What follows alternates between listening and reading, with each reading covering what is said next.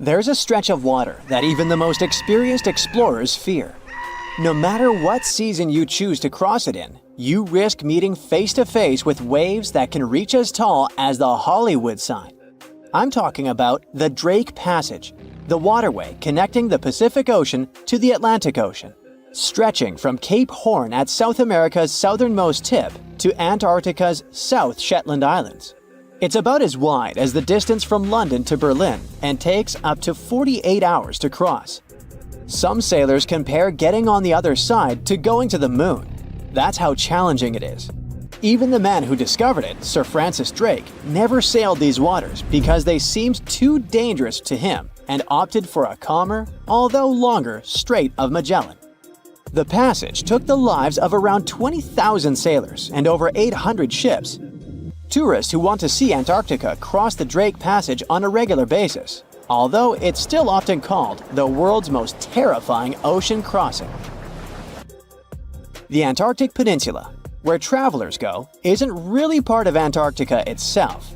It sticks out and points towards South America like two fingers almost touching it.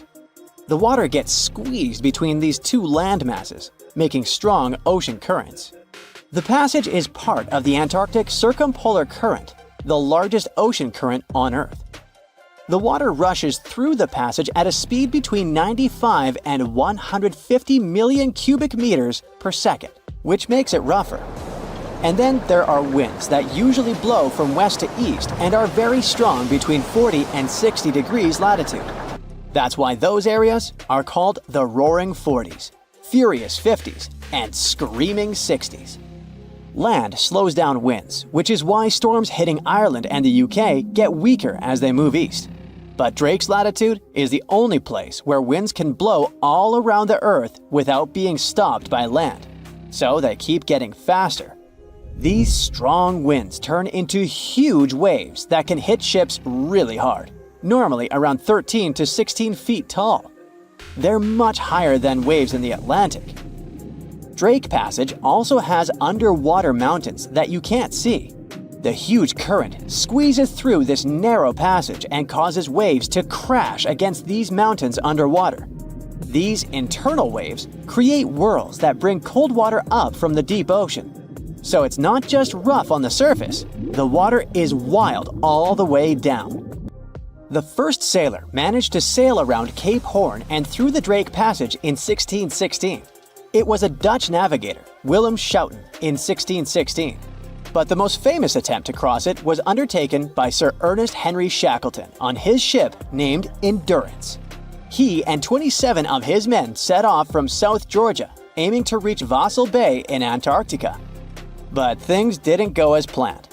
On January 19, 1915, their ship got stuck in the ice.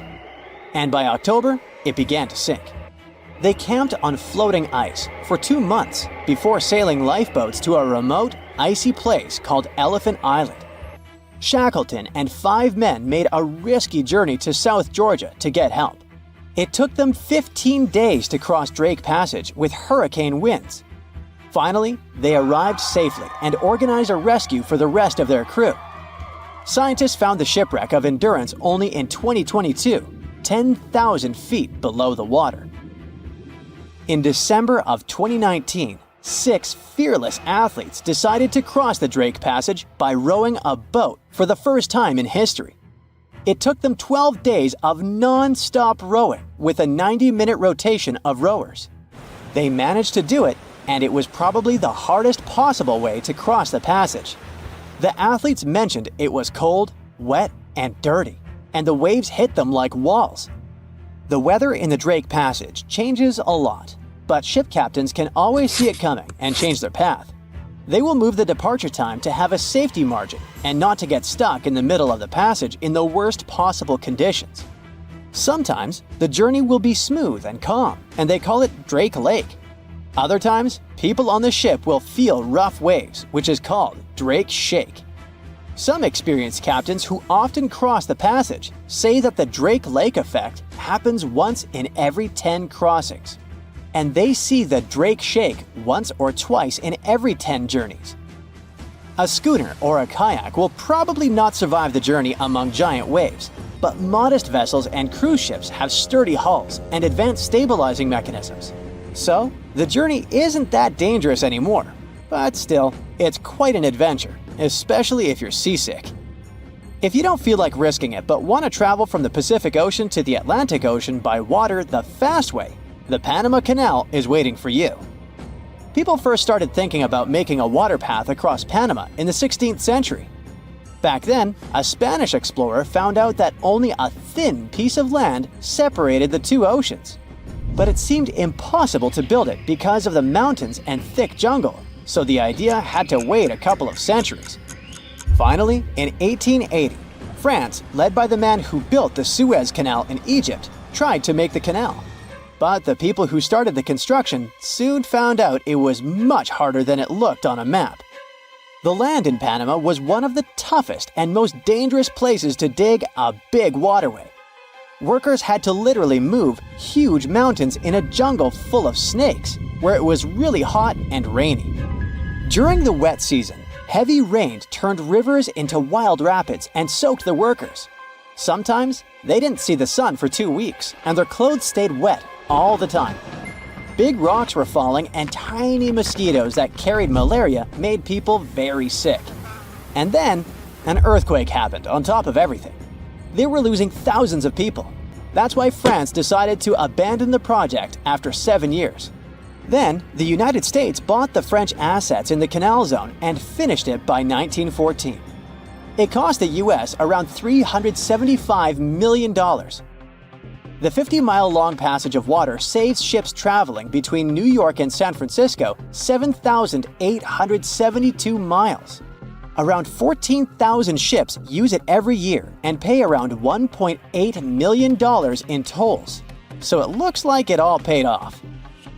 Another challenging waterway in this part of the world is the Amazon River.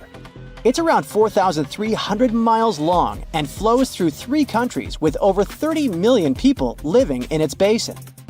But there isn't a single bridge across it. The river has many marshes and soft soils, so engineers would need to build very long bridges and very deep foundations, which costs a lot of money. Building bridges over deep water is tough, but in other places in the world, engineers can use things like floating platforms to help. The river's path and water levels change a lot during the year. During the dry season from June to November, the river is usually 2 to 6 miles wide.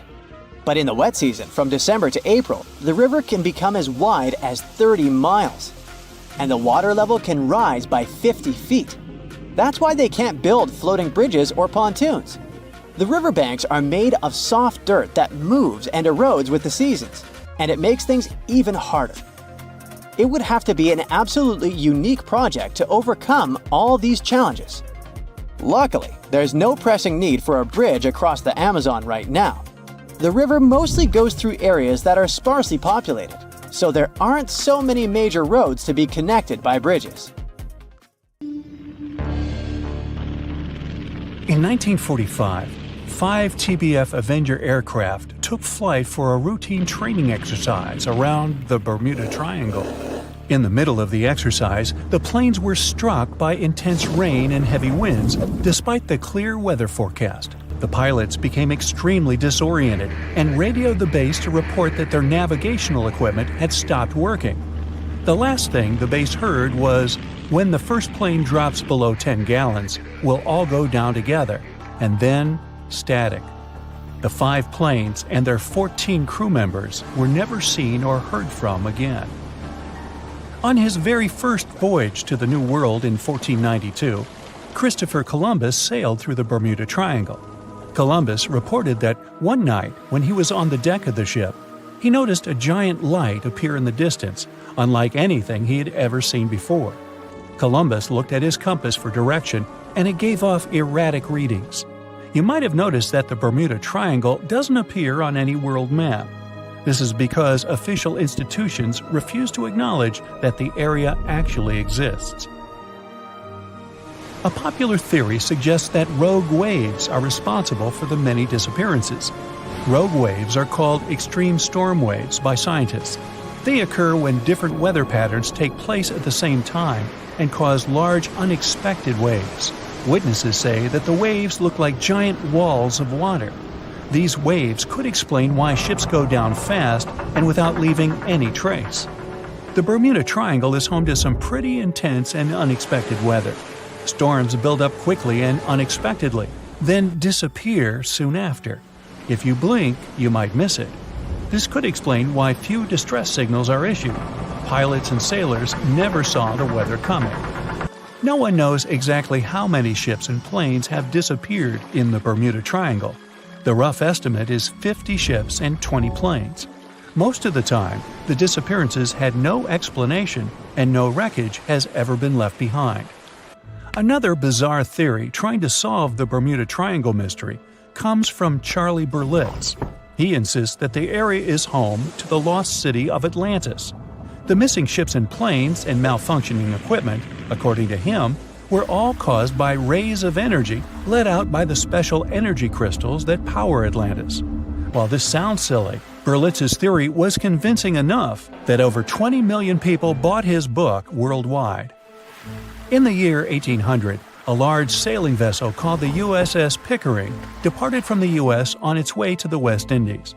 The ship sailed into the Bermuda Triangle along with its 90-man crew and was never heard from again.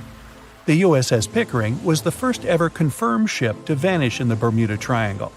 It's believed that the ship was taken out by a storm, but because no wreckage was ever found, we'll never know for sure.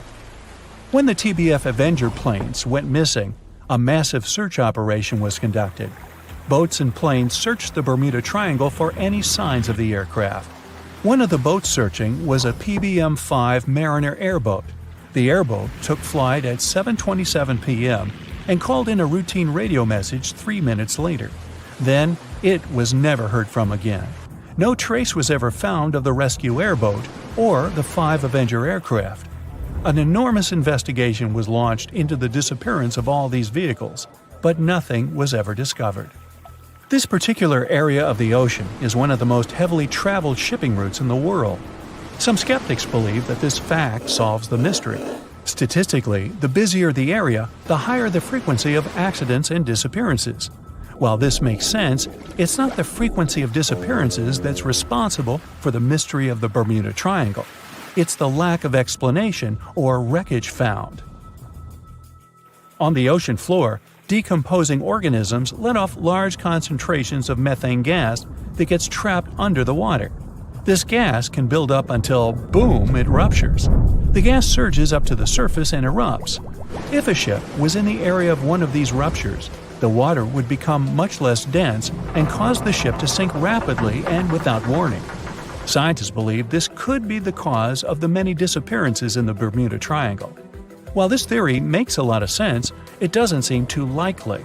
The U.S. Geological Survey has stated that no large releases of gas are believed to have occurred in this area for the past 15,000 years. The ocean floor is made of rocks containing a lot of magnetite. It's more like iron. Magnetic fields react to high concentrations of magnetite on the ocean floor, which may start a sort of conflict between the two.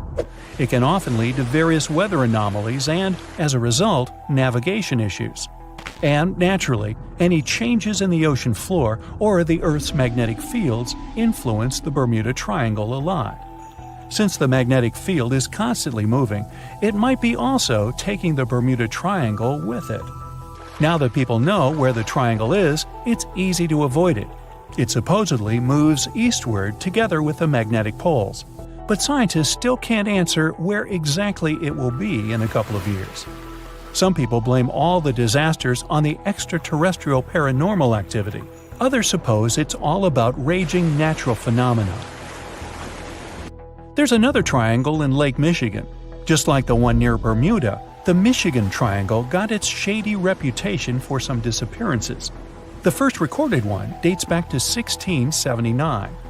A large vessel, one of the largest of that time, set out on an expedition. Yet once it got in the sinister triangle, it never came back. Much later, an aircraft disappeared in this triangle. The skies are usually very clear there, but back in 1883, some people witnessed abnormal things in the area. Some claim to have seen large blocks of ice falling from the skies. and the crew even managed to save one as hard proof. Meanwhile, the Pacific Ocean Mystery Area is another sinister triangle. Off the south coast of Japan, not far away from Tokyo, there's a sea where plenty of ships met their doom, disappearing without a trace in these waters. They call it the Devil's Triangle. Some scientists believe the cause of anomalies is the environmental changes. Also, there's a really high concentration of methane hydrates on the bottom of the ocean in the Pacific Triangle area. You're deviating from your original course and sailing in the wrong direction. There's the Caribbean Sea near the triangle, peppered with small islands. The seafloor here isn't deep. The ship can get in shallow waters. And now the ship is stuck on a shoal, and you have no idea where you are. If this were the 21st century, the ship's captain would be able to reach the shore using GPS and other modern navigation. But the most interesting thing is that the compass would work correctly this time, since the magnetic North Pole hasn't already coincided with the true one for a long time in the territory of the Bermuda Triangle. The agonic line is somewhere far away from here. There are no problems with navigation now, but for some reason, this is where ships disappear. In fact, not just here. Throughout the Atlantic Ocean, there are places where many more ships were gone. The Bermuda Triangle is not even in the top 10 of such places. One of the main reasons why many ships are lost here is that one of the most popular shipping routes in the Atlantic passes through the Bermuda Triangle. And the more ships in one place, the more shipwrecks.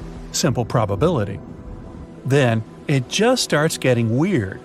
Other theories say that there's a space-time rift in this region. Ships and planes fall into this rift and end up in the past or the future. But for some reason, there's not a single proof of this myth. There's no reason to think that the rift is hidden somewhere here. The base of an extraterrestrial civilization is located in the Bermuda Triangle. Visitors from other galaxies steal sea vessels along with the crew, so no one finds the wreckage of the ships. This is also a popular myth that has no scientific justification. The Kraken lives somewhere in the triangle. It's a huge squid that sinks ships and also is a legend that sailors tell each other. However, gigantic squids live in the depths of the ocean. They can grow to the size of half a train car, but no cases have ever been recorded where they sunk a large vessel. And in the area of the Bermuda Triangle, they have never ever been seen.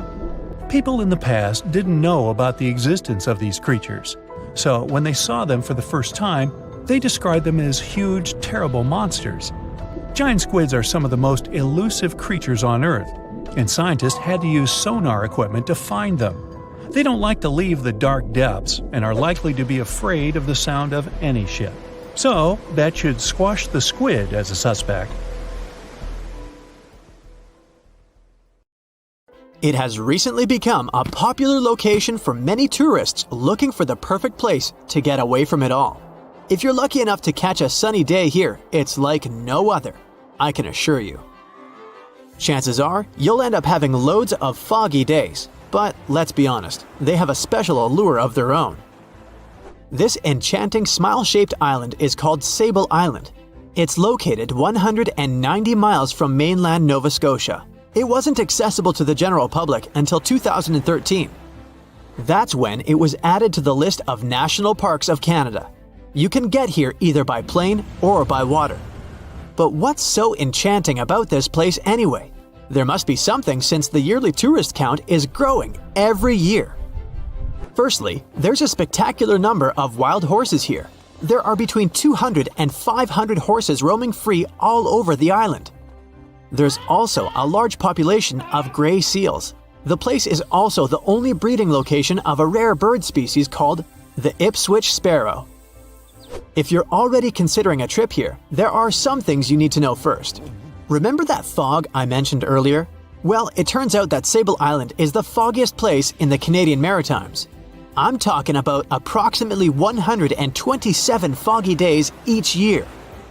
During such days, Sable Island literally disappears underneath a thick layer of fog. You won't be able to explore the place on your own either. The local regulations state that visitors need to travel within a group, and they also need to keep a 197-foot distance from the wildlife they can encounter here. As charming as this place may be, It holds a dark secret hidden beneath the sandy dunes, and it has nothing to do with beautiful creatures living here or the island's unique vegetation. Apart from being known from its horses and seals, Sable Island is infamous for an overwhelming number of shipwrecks. Over the years, about 350 ships have ended their lives here, on these sandbars. When survivors described their experiences, they usually mentioned harsh weather conditions near this mysterious island. The island also made its way into literature when it was described in a book called The Perfect Storm, which was written by Sebastian Junger and published in 1997. The book was so successful that it was later adapted for the big screen in 2000, with George Clooney playing the leading role. The first recorded shipwreck near Sable Island dates back to 1583. The boat was named the HMS Delight and was under the command of British adventurer and explorer Sir Humphrey Gilbert. Only 17 people managed to survive the catastrophe by escaping in a small boat. Records mention that they spent 7 days at sea before reaching the shores of Newfoundland. In 1884, another vessel named the Nicosia struggled in the thick fog as well. The ship was completely destroyed, but fortunately, all 18 crew members managed to survive. The captain's son was almost lost at sea when a lifeboat capsized when he was climbing into it. He somehow managed to stay underneath the lifeboat, which was completely submerged. When this lifeboat righted, he eventually emerged from the water and was rescued for the second time. The years between 1947 and 1999 were relatively quiet on the island. In 1999, though, a yacht called the Merrimack ran aground near the shore of the island at about 2 a.m. on July 27th. The 40-foot fiberglass boat had a crew of only 3 people. Natural gas exploration workers, who were luckily not far away, rescued them.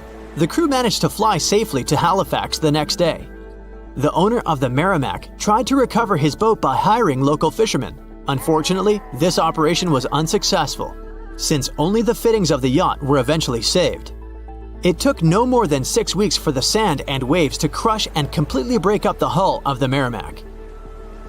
So what is it about this place that's so dangerous for boats? Does it have anything to do with the weather? Or maybe there's other forces at play? The explanation turns out to be a bit more complex, and it wasn't easy to figure out, at least not way back in the 1500s. First of all, the island is located close to one of the world's richest fishing grounds. Since it's also near one of the major shipping routes between Europe and North America, hundreds of vessels sail past it each year. The likelihood of shipwreck increases when there are so many boats roaming around the area.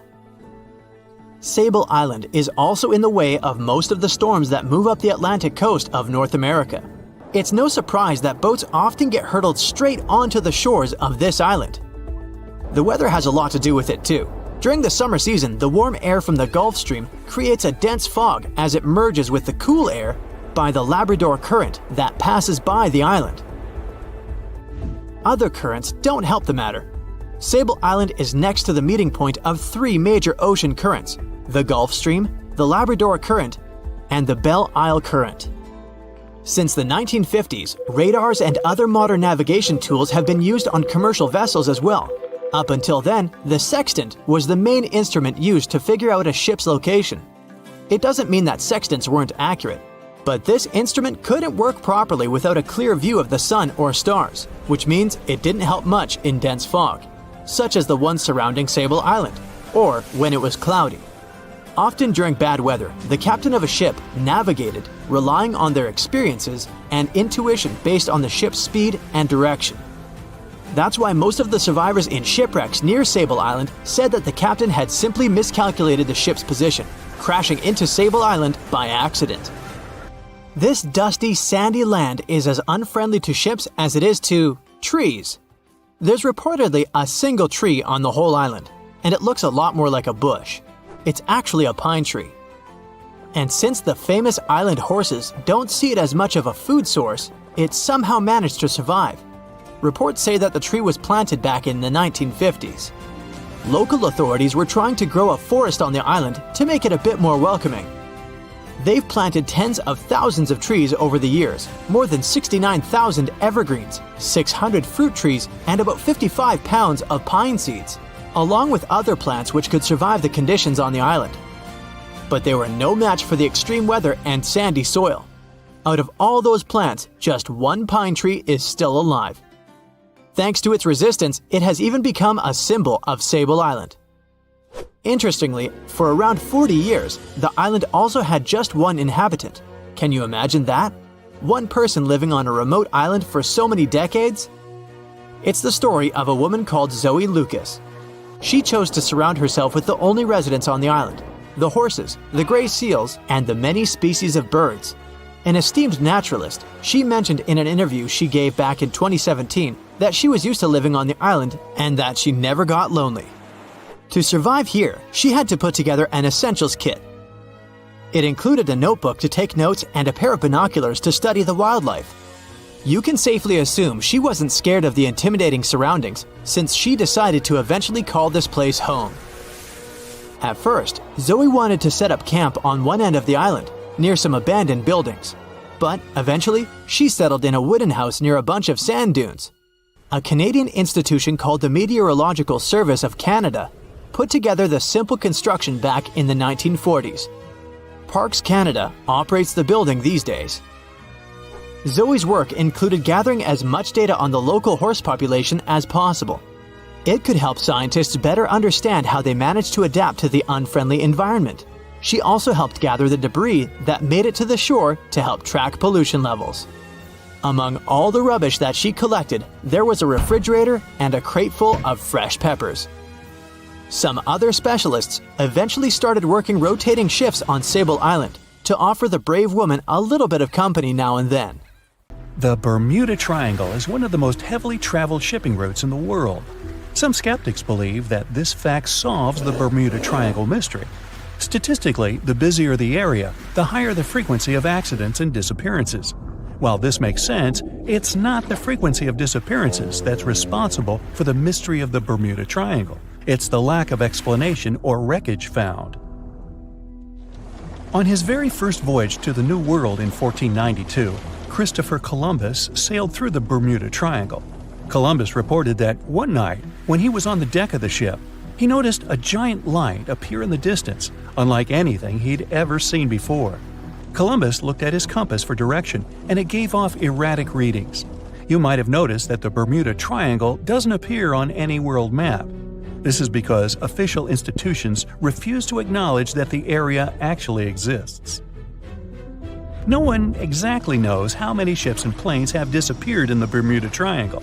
The rough estimate is 50 ships and 20 planes. Most of the time, the disappearances had no explanation and no wreckage has ever been left behind. When the TBF Avenger planes went missing, a massive search operation was conducted. Boats and planes searched the Bermuda Triangle for any signs of the aircraft. One of the boats searching was a PBM-5 Mariner airboat. The airboat took flight at 7:27 p.m. and called in a routine radio message 3 minutes later. Then, it was never heard from again. No trace was ever found of the rescue airboat or the 5 Avenger aircraft. A huge investigation was launched into the disappearance of all these vehicles, but nothing was ever discovered. The Bermuda Triangle is home to some pretty intense and unexpected weather. Storms build up quickly and unexpectedly, then disappear soon after. If you blink, you might miss it. This could explain why few distress signals are issued. Pilots and sailors never saw the weather coming. A popular theory suggests that rogue waves are responsible for the many disappearances. Rogue waves are called extreme storm waves by scientists. They occur when different weather patterns take place at the same time and cause large unexpected waves that reach up to 100 feet tall. Witnesses say that the waves look like giant walls of water. These waves could explain why ships go down fast and without leaving any trace. Just off the coast of Japan, you'll find the Bermuda Triangle of the Pacific Ocean. They call it the Devil's Triangle. Between 1950 and 1954, 9 ships disappeared in this area without leaving a trace. The ship Kayo Maroon 5 was sent to investigate these unexplained disappearances when it also vanished. After this incident, the Japanese authorities labeled the area as a danger zone, and sailors were encouraged to avoid it. Some people blame all disasters on the extraterrestrial paranormal activity. Others suppose it's all about raging natural phenomena. Some scientists believe the cause of anomalies is the environmental changes. Also, there's a really high concentration of methane hydrates on the bottom of the ocean in the Pacific Bermuda area. This gas tends to set off, and when it happens, bubbles start forming on the surface of the water. These gas eruptions can interrupt the ability to float and can easily sink a ship. Because of this chemical reaction, there won't be even a trace left. Underwater volcanoes are said to be another possible explanation for the Japanese Dragon's Triangle. In fact, they can take down even small islands. Luckily, nobody lives there. It's a pretty common thing in this area that some of them disappear underwater and others appear out of the blue because of seismic activity. You'll never find the Dragon's Triangle on any official map of the world, so nobody's quite sure about how large it is in reality. In July 2015, 2 teenagers disappeared after setting sail off the coast of Florida. There's some mystery about what the 2 teens were really getting up to. They told their parents that they were just going to fish, but they told their friends that they were crossing to the Bahamas. Shortly after they left, a line of thunderstorms moved towards the area, and the boys were never heard from again. A massive search was conducted, but sadly, nothing was found. 1 year later, the pair's boat was found off the coast of Bermuda with a broken iPhone and some personal effects left inside. One of the most popular and bizarre theories trying to solve the Bermuda Triangle mystery comes from Charles Berlitz. He insists that the area is home to the lost city of Atlantis. The missing ships and planes and malfunctioning equipment, according to him, were all caused by rays of energy let out by the special energy crystals that power Atlantis. While this sounds silly, Berlitz's theory was convincing enough that over 20 million people bought his book worldwide. Previously, the compass wouldn't work well in the Bermuda Triangle since the lines of the 2 poles coincided here, true north and magnetic north. But if you fall into this line, your compass will behave strangely. But the magnetic north is constantly shifting, and now it's far beyond the triangle. No legend says pirates of the last centuries operate in the Bermuda Triangle, or that the Flying Dutchman makes other ships disappear. A popular theory is that ships travel to the distant past or future through a time portal in the Bermuda Triangle. Fortunately, these are all myths. Just imagine hundreds of giant tentacles reaching out to a group of ships sailing through the Bermuda Triangle. In the past centuries, they could easily sink an entire fleet, since the ships were made of wood and were lighter. Squids wrapped decks with their strong tentacles, made holes in the ship's hulls with their sharp beaks. Toothy suction cups could break the masts and tear the sails. The water was filling the holds and slowly rising to the deck. The ship sank in a matter of minutes. Survivors reached the shore and told everyone about huge monsters. This is how the legends of the Kraken appeared. Fortunately, now people have sonars and equipment for monitoring the sea space. They say the main reason why this place is so enigmatic must be the magnetic fields that form this ominous triangle. Ocean floor is made of rocks containing a lot of magnetite. It's more like iron. Magnetic fields react to the high concentration of magnetite on the ocean floor, which may start a sort of conflict between the two. It can often lead to various weather anomalies and, as a result, navigation issues. And naturally, any changes in the ocean floor or the Earth's magnetic fields influence the Bermuda Triangle a lot. Magnetic fields tend to shift their position, so do tectonic plates and even the continents, even though we never notice it. The skies are usually very clear there, but back in 1883, some people witnessed abnormal things in the area. Some claim to have seen large blocks of ice falling from the skies, and the crew even managed to save one as hard proof. Seems like the Bermuda Triangle has an alternate not only on Earth, but even in space. Spacecraft usually don't disappear into thin air though, like there's no air. This anomalous area is really large and stretches right above the South Atlantic. It occupies the area from Chile to Zimbabwe and sits right at the point where Van Allen radiation belts are the closest to the surface of our planet. The Earth has 2 such belts, which come in handy trapping the particles that shoot in from the sun. They do a great job protecting the Earth from radiation. The magnetic field there is lower, so it allows the Earth's radiation belt to come closer to the surface. Whenever a satellite passes by, it will be exposed to radiation, which might lead to serious damage. So, no satellite can take pictures of it. The South Atlantic anomaly is part of the Earth where natural radiation just flows out of control. Still, there is little evidence that all these triangles are really dangerous. Many believe the Bermuda Triangle itself has been proven time and again to be nothing but a work of fiction. In fact, some shipwrecks, such as the Ellen Austin, gained popularity in the middle of the 20th century, while nobody even thought of drawing a triangle in the Bermuda area before that. The mystery was popularized by science fiction writers and became a common myth, while no serious research proved it any more dangerous than other parts of the world's ocean. So, the crew of the Ellen Austin back in 1881 weren't even aware of the Bermuda Triangle back then, let alone afraid of it. What do you think?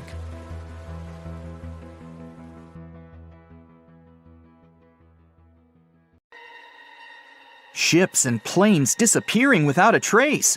Passengers never seen or heard from again. Reports of strange lights in the sky. No, these aren't scenes from an upcoming Hollywood blockbuster, but some of the strange occurrences reported for over a century in an area ominously dubbed the Graveyard of Lake Ontario, also referred to as Canada's Bermuda Triangle, or the Marysburg Vortex. It stretches across a portion of Lake Ontario from Kingston to Prince Edward County in Canada, and down to Oswego, New York in the US. The tales about this area can be as chilling as the frigid lake water on which they took place. The most unsettling story involves the schooner called the Bavaria. It was 1889, and the ship was being towed across the lake. Rough waters severed the tow rope, and the Bavaria floated away. Luckily, the schooner was later found safe and fully intact. But there was one thing missing: the crew! Not a single person was found on board. What makes the story even more bizarre is that the dinner table was set, a loaf of bread was discovered, freshly baked, and the captain's money and his papers were fully accounted for. There was even a pet canary happily chirping away as if nothing was amiss. What happened to the crew? We may never know. And this was not a unique incident. Just over a decade later, in 1900, 3 ships, the Menace, the Picton, and the Acacia, were sailing across the lake. But only 2 would make it to their final destination. The third one, the Picton, was speeding ahead of the others when it simply vanished. According to a cook on the Menace, "We were well out into the lake and making good time when all of a sudden we saw the Picton's topsails coming off, and then her lower sails settled, and then, while we stood and watched, the Picton just disappeared." It's possible that the ship sank, as there was some wreckage later seen in the water, but the ship itself was never found, and none of its crew ever located. A few weeks later, a bottle with a note inside was discovered in Sackett's Harbor, New York. The note was from Captain Sidley of the Picton. "Have lashed Vesey to me with heaving line, so that we will be found together." Vesey was the captain's 12-year-old son. The note creates more questions than answers. If the witnesses were correct, the ship's disappearance was quite quick. When did Captain Sidley know he was in danger? Why not signal for help if he had any warning? And when did he have time to write a note, bottle it, and tie himself to his son? It truly is a mystery. And it was not just ships that ran afoul of the strange forces in the area. Planes also struggled to make it through in one piece. In 1975, Ron Scott flew out from the Picton Airport in his Cessna 172. As he entered the Marysburg Vortex, his plane banked to the side. For several seconds, he was unable to right the plane, but once he did, the same force banked him to the other side. Again, he was stuck there for a few seconds, unable to control his plane. A skilled pilot, he had never experienced anything like it before. He was certainly luckier than Royal Canadian Air Force pilot Barry Allen Newman. Newman was at the same spot back in 1952, when he lost control of his jet and crashed into the lake. To this day, his body has not been found. In total, over 270 ships and at least 40 planes have met a tragic end in this area. And adding to the mystery, sometimes people report a series of bright lights or orbs. or a dark ship hovering in the sky. These are even harder to explain. Witnesses willing to report them are adamant they are true. Sid Wells said he watched a strange shape like a multifaceted diamond slowly spinning in the sky, and then it just disappeared. Others claim to have seen it too. Of course, the Marysburg Vortex is just one of several places around the world known as vile vortices, a term coined by biologist and writer Ivan T. Sanderson. He discovered 12 other equally spaced areas on the surface of Earth where funny things happen. The best known of these, of course, is the dreaded Bermuda Triangle. Situated in the Atlantic Ocean between Bermuda, Florida, and Puerto Rico, it has been blamed for the disappearance of thousands of people. They went in, on boats or in planes, but they never came out. Even the explorer Christopher Columbus experienced the mystery of the Bermuda Triangle during his first voyage to America in 1492. He said the compasses pointed in the wrong direction, the sea levels seemed to change dramatically, and he even spotted strange lights in the sky.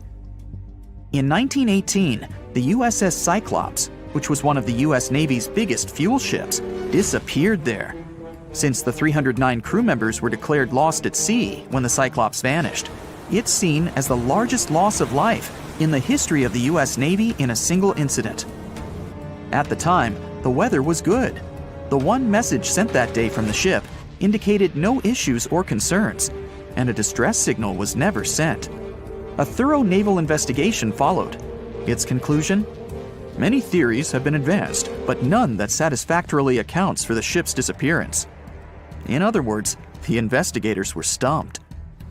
There's also the Dragon's Triangle, located in the Pacific Ocean.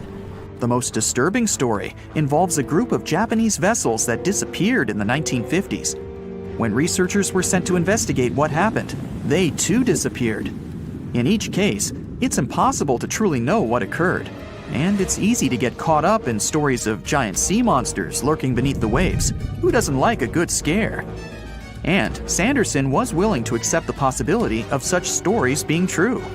He believed the vile vortices that he studied could be explained by anything from a wrinkle in the space-time continuum to magnetic abnormalities to underwater people. Of course, Sanderson was not only a huge fan of strange places, he also wrote about strange creatures like Bigfoot and the Loch Ness Monster. His skills as an impartial scientist are questionable though. In 1948, he claimed that some 3-toed footprints found at Clearwater Beach in Florida were proof of 15-foot-tall penguins, arguing that they were impossible to fake. In 1988, Tony Singerini revealed that he and his friend, attaching some cast-iron feet to his high-top sneakers, were behind the giant penguin hoax. So maybe Sanderson isn't the most reliable source after all, but there are also some very compelling and wholly natural explanations. Let's look specifically at the Marysburg Vortex.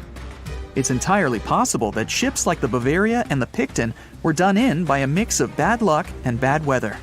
Unsettled weather is certainly not uncommon on Lake Ontario, and flash storms on the open water can prove dangerous to the most skilled sailor. And even today, with advances in weather forecasting, we get it wrong all the time. Back then, there was no way to predict that a storm was just around the corner. And the weather was just one issue.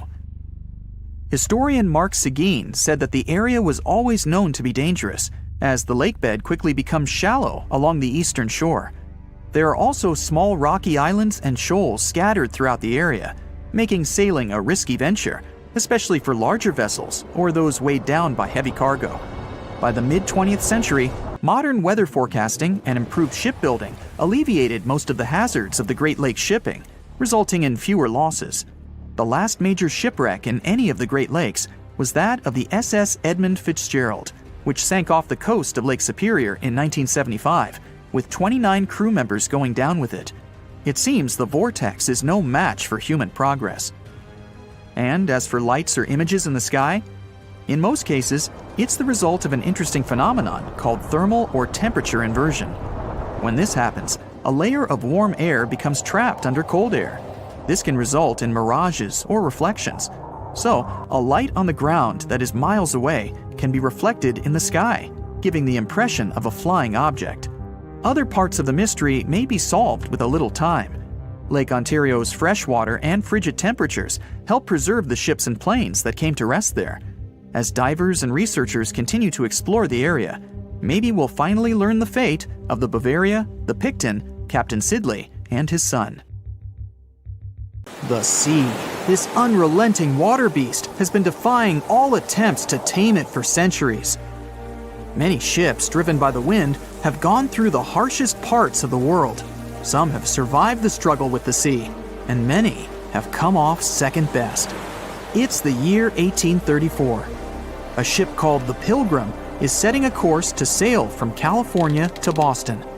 The journey will venture around South America and then past Cape Horn of Chile. Richard signs up as a merchant seaman aboard the Pilgrim. This is his first voyage at sea. The crew tells Richard stories of the Drake Passage off Cape Horn, a route that's legendary for its dangers. Countless ships and sailors have disappeared in those waters. Since Cape Horn's discovery in 1526, it's quickly become known to all those that have sailed around it as the ultimate test of any mariner's skill and of any ship's strength. Those that have survived the journey call Cape Horn a sailor's nightmare. Jack the helmsman, a salty veteran, steers the ship towards this most dangerous of all routes. Jack has been aboard the Pilgrim since it was first commissioned in 1825. He's passed by the Horn many times, each time learning a different lesson from the tests provided by the sea. The Pilgrim has been refitted since its past voyage a year ago. Richard values Jack's experience, given that it's his first journey at sea. Jack assures Richard of his confidence in the Pilgrim, even though it's just a small wooden brig with 2 masts. Jack's aware that wooden vessels are gradually becoming outdated, replaced by new steam-powered ships. But Jack prefers the maneuverability of the Pilgrim and would take it over the steel ships any day. Richard is excited to be aboard. There's so much to explore in life as a merchant seaman, but the guy struggles to acquire his sea legs on the boat. Forceful winds make the Pilgrim move faster, providing Richard with a quick introduction to life at sea. At the same time, nothing can prepare him for what is to be experienced at Cape Horn. It's the southernmost point of land before Antarctica. The gap between the icy continent and Cape Horn holds the infamous Drake Passage. Approximately 700 miles between Cape Horn and the Antarctic Peninsula. Strong winds provide an uninterrupted, steadfast journey toward the Horn. But, as Jack tells Richard, the winds are more concentrated at the Drake Passage. They create a funneling effect, becoming stronger and more unpredictable. Richard is unsure of what this might mean for the Pilgrim, but understands that there's no easier route to travel around South America. A few days pass. The Pilgrim sails by the many islands that make up the western coast of Chile. Although the sea has been relatively calm, Richard continues to deal with his lack of sea legs. His movements are still not very graceful. The constant, ever-swaying deck rises and falls, and Richard finds it hard to get used to the motion. Random large waves hit the Pilgrim from every angle. The ship is quickly approaching Cape Horn. Richard looks towards great thunderous black clouds in the distance. "Welcome to the Horn," Jack says, half laughing. A wry smile upon his face soon disappears. The man gets serious, knowing what awaits them all. Stronger winds start blowing the sails as the crew scrambles to hang onto the ropes. Richard desperately sets to adjust the aft sails, adjusting for the constant change in strong southerly winds. Jack holds firm at the helm, knowing the importance of his role. He's wary of the swell. It can build very quickly the further south they travel. It's crucial the Pilgrim doesn't venture too close to the Horn when they approach. The great darkness that was in the distance is now all around them, filling the sky in every direction. Blackened clouds throw rain and hail down at the crew as they try to resist the enraged weather. Jack is directed by the captain at the helm, changing the direction of the vessel. The temperature has dropped significantly. Barely keeping the water from his eyes, he turns toward the port side bow to provide his face a brief break from the torment of the wind. Looking out into the distance, the man sees the Horn standing alone, surrounded by mist. It's a haunting sight. He steers the Pilgrim along the face of the Horn, the distance getting shorter. The waves shrink in height since the depths become shallower, but these waves are much steeper and their angle can cause more damage to the wooden vessel. Jack's unsure how much of these waves the Pilgrim can take before the hull is breached. Richard, still posted at the aft sails, watches the water and icebergs floating by.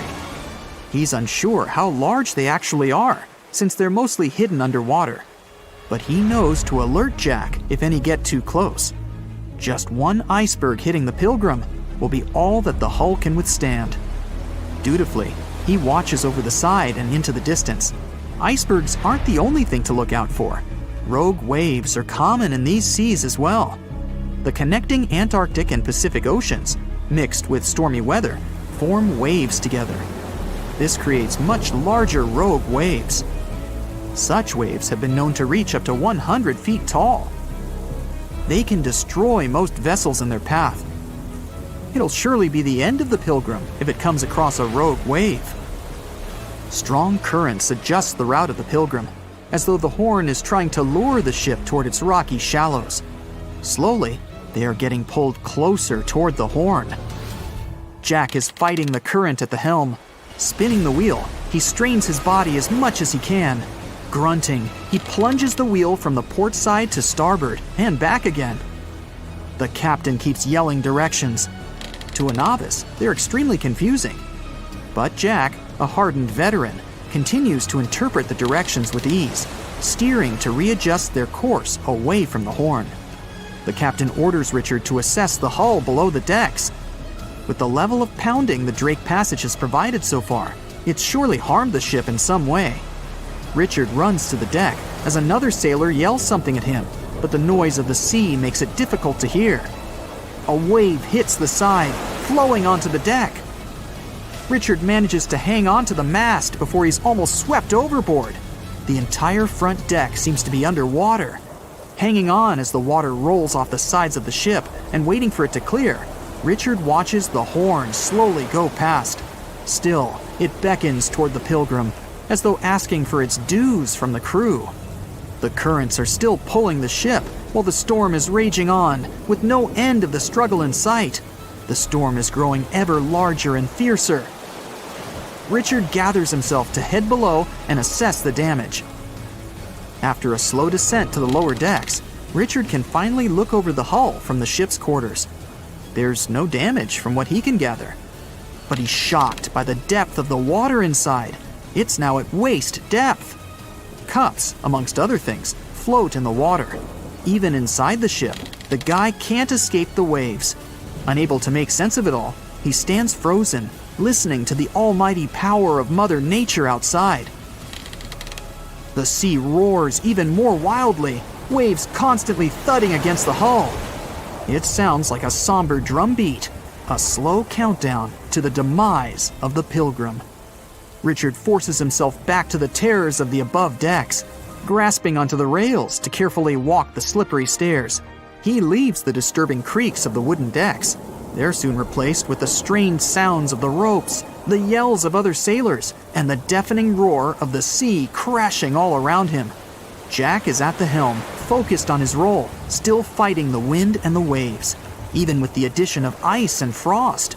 It seems that the world around him has set its heart to distract the man from his duty, but Jack pushes on determinedly. For 9 days, the Pilgrim fights the constant changes in stormy weather, facing all kinds of obstacles, but the ship manages to make it through. As they leave the storm behind, the crew sets their course north for their final destination. The sight of the sun peeking through the dark clouds is the most relieving thing Richard has ever experienced. Unfortunately, Richard lost his rations at some stage during the storm. At sea, if your rations are lost, it's your own bad luck. Luckily, Jack is kind enough to share some of his. The moon shines brightly and illuminates the black water of the ocean.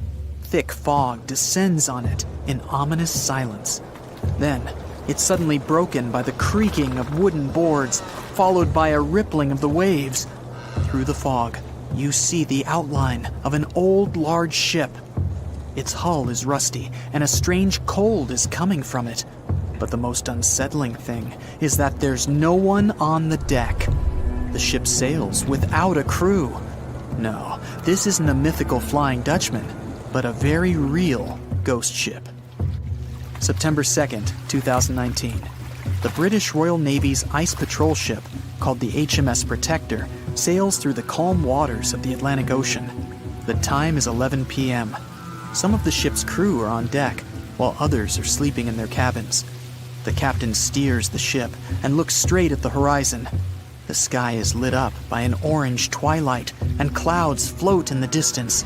Suddenly, against this beautiful landscape, one of the sailors notices the black silhouette of an unknown ship. The captain slows down and steers the ship a little closer to the mysterious vessel. This is an old cargo ship, 250 feet long. Attempts to contact the crew members lead to nothing. It seems the unknown boat is floating in the ocean by itself. There's no one on board, at least, no one alive. The deck of the ship creaks from rocking on the waves. The sun sinks below the horizon, and it gets dark. The ship looks terrifying. British sailors don't dare to climb on that strange deck. They take a photo, post it on the internet, and sail away. Many people on the internet will assume the sailors met a real ghost ship. 5 months later, we're in the village of Ballycotton in County Cork, Ireland. A local leaves the house early in the morning to go for a daily run. Music in his headphones, fresh cool air, and a scenic route are ideal conditions for a good workout. The jogger runs along the road on the coast of the Celtic Sea. There was a strong storm last night, and now the sea looks calm. The man runs along the top of a low cliff and notices a huge vessel. An old rusty cargo ship 250 feet long lies on the beach, right among the rocks. No people on board. It seems the ship has been here for ages, but the local is sure this vessel wasn't here yesterday. A little later, it turns out this is the same ship that the sailors from the HMS Protector saw 5 months ago, thousands of miles from this place. The cargo ship, called the Alta, was built in 1976. Nobody knows who used it all this time and for what purposes. It's only known that in 2017, the ship was purchased by a new owner and marked with the flag of Tanzania. It's important to say that almost all cargo ships are equipped with AIS, Automatic Identification System, which is needed to track ship movements in the ocean. Since 2015, something strange started happening with the Alta's AIS. The ship disappeared from the satellites, then reappeared again. Over the past few years, this ship had changed several names and flags. It's not surprising that its AIS shut off and turned on numerous times. It's said that some of those who disable AIS on their ships do so to hide outlaw activities. The ship's captain, whoever it was, clearly didn't want to show the Alta's movements. As AIS showed in 2017, the ship had sailed near Greek port cities. The Alta made 12 stops in 3 such cities in different parts of Greece. Then, the AIS signal disappeared, and 10 months later, the Alta reappeared near the northern coast of Africa, 1,200 miles from Greece. In September of 2018, the ship was sailing about 1,400 miles southeast of Bermuda, and at that time, the crew members started having problems. There were 10 people on board the Alta. On September 19th, the ship's engine failed right in the middle of the Atlantic Ocean. The nearest shore was very far away. The ship began to drift. As days passed, the crew couldn't fix the vessel. Food supplies were running low. The crew started to panic and tried to contact someone. The situation got worse as a strong hurricane was approaching the place where the ship broke down. Crew members contacted the U.S. Coast Guard. On October 2nd, a helicopter headed towards the ship. Food and water were unloaded on the Alta. This was enough for the crew to bide their time for several days. About a week later, a rescue boat sailed about 1,500 miles to reach the Alta and help the stranded sailors. Shortly before the start of the hurricane, American rescuers succeeded. The entire crew of the wrecked ship was taken to Puerto Rico. The Alta remained drifting in the ocean. After a while, another ship arrived to tow it to the coast of Guyana. Then, something went wrong again.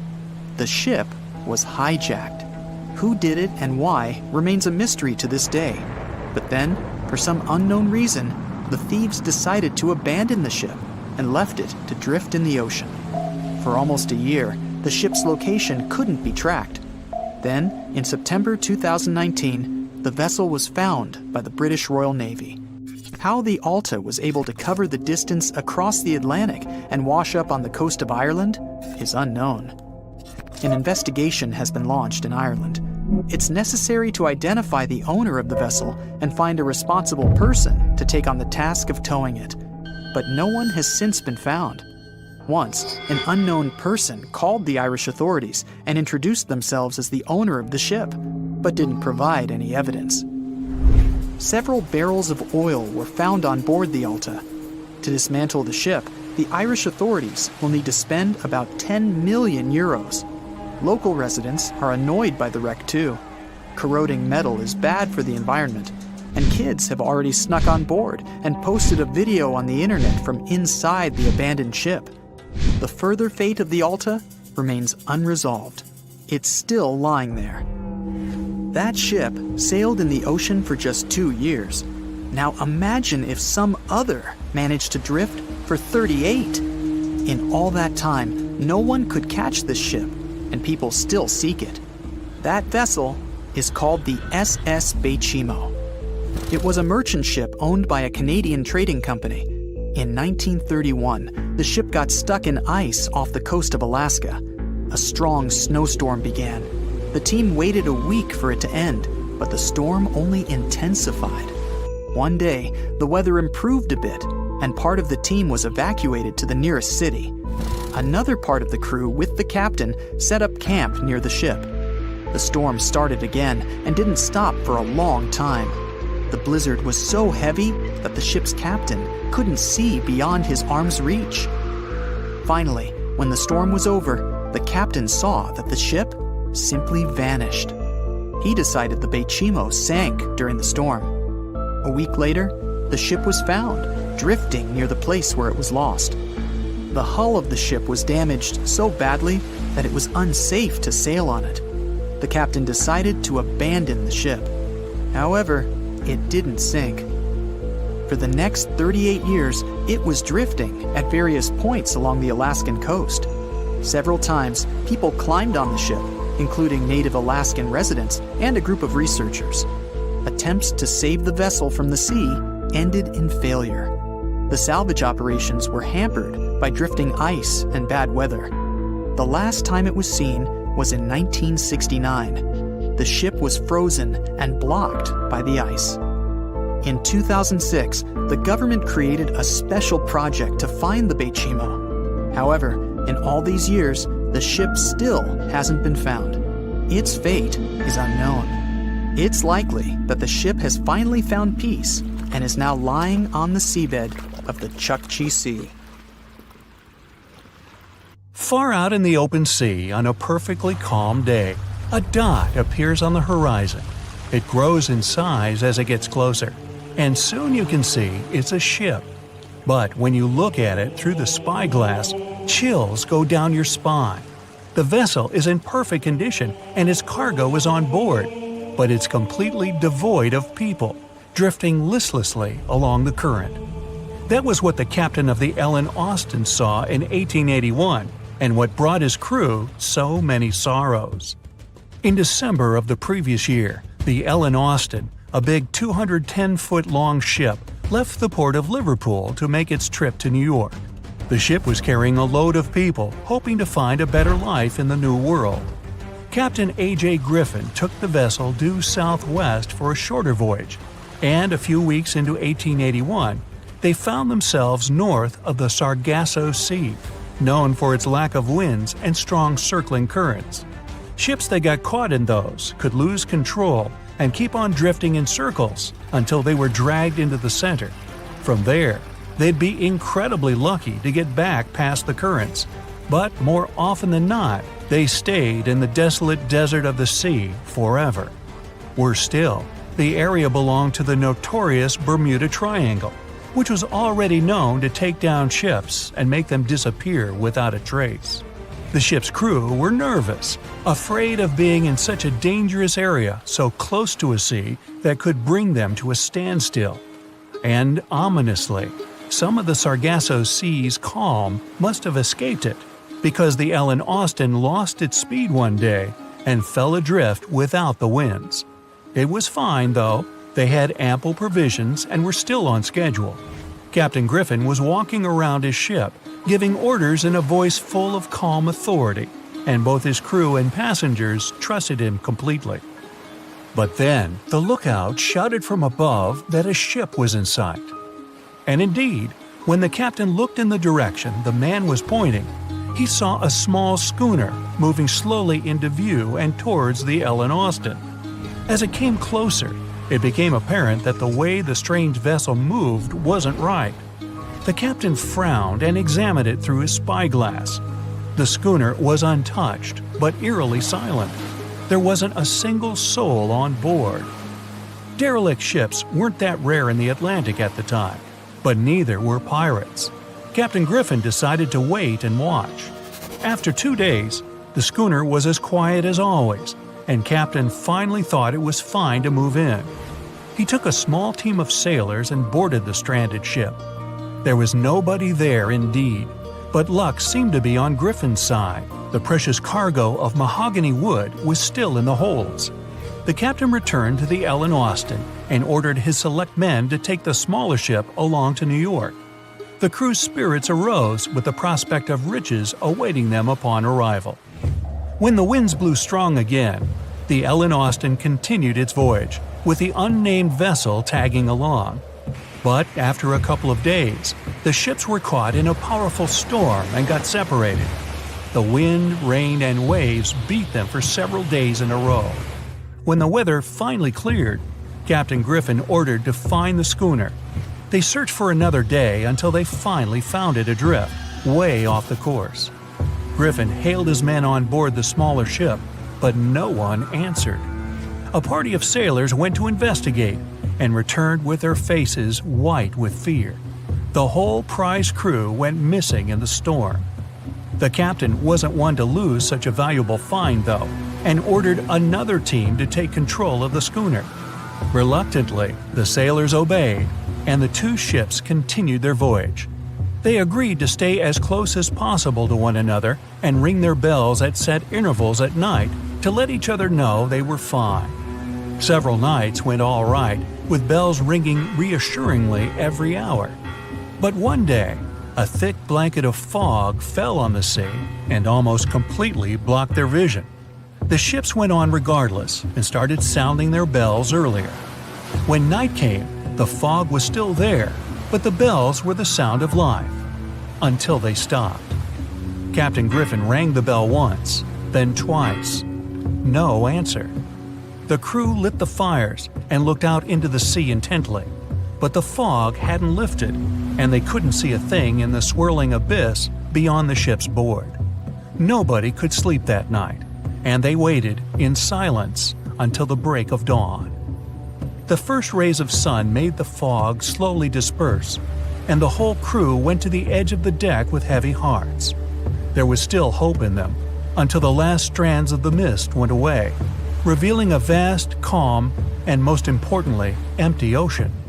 The nameless schooner was gone, and so was the second team of the Ellen Austin sailors. The ship sailed the rest of the way to New York in grave silence. Once it arrived at the port, the passengers were only too happy to leave the vessel, and no one so much as turned their head as a goodbye. That was the ship's last voyage as the Ellen Austin. That same year, it was sold to a German shipping company and renamed Meta. No one ever found the derelict schooner or the sailors that went missing with it. And that would probably be the end of this mysterious and unresolved story, if it held at least a little bit of the truth. In reality, none of the enigmatic things in the narrative actually happened. The Ellen Austen did indeed leave Liverpool and headed southwest to New York, and its captain was really A.J. Griffin, taking people to the American continent. But from here, the story falls apart. First of all, the ship went way too far to the north to pass the Sargasso Sea so closely. There was simply no reason to make a detour so broad. Even though the westerly winds were strong, it was still faster to take them head-on than to go in a southerly direction. So the Ellen Austen was probably nowhere near the Sargasso Sea and the Bermuda Triangle. Secondly, the triangle itself has been proven time and again to be nothing but a work of fiction.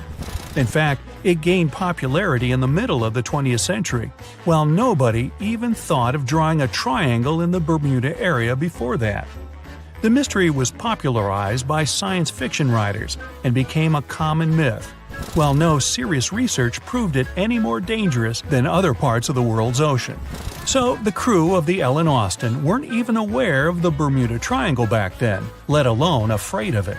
Thirdly, the whole story was told and retold by magazines and mystery-loving personalities with ever-changing details. It first appeared in a newspaper in 1906 and already had the date wrong. The article said the voyage took place in 1891 instead of 1881. Later, the story resurfaced in 1935 on the radio with the wrong name of the captain. It was Baker, not Griffin. The date was also off, saying the trip was taken in August 1881, when the Ellen Austen was already renamed Menace.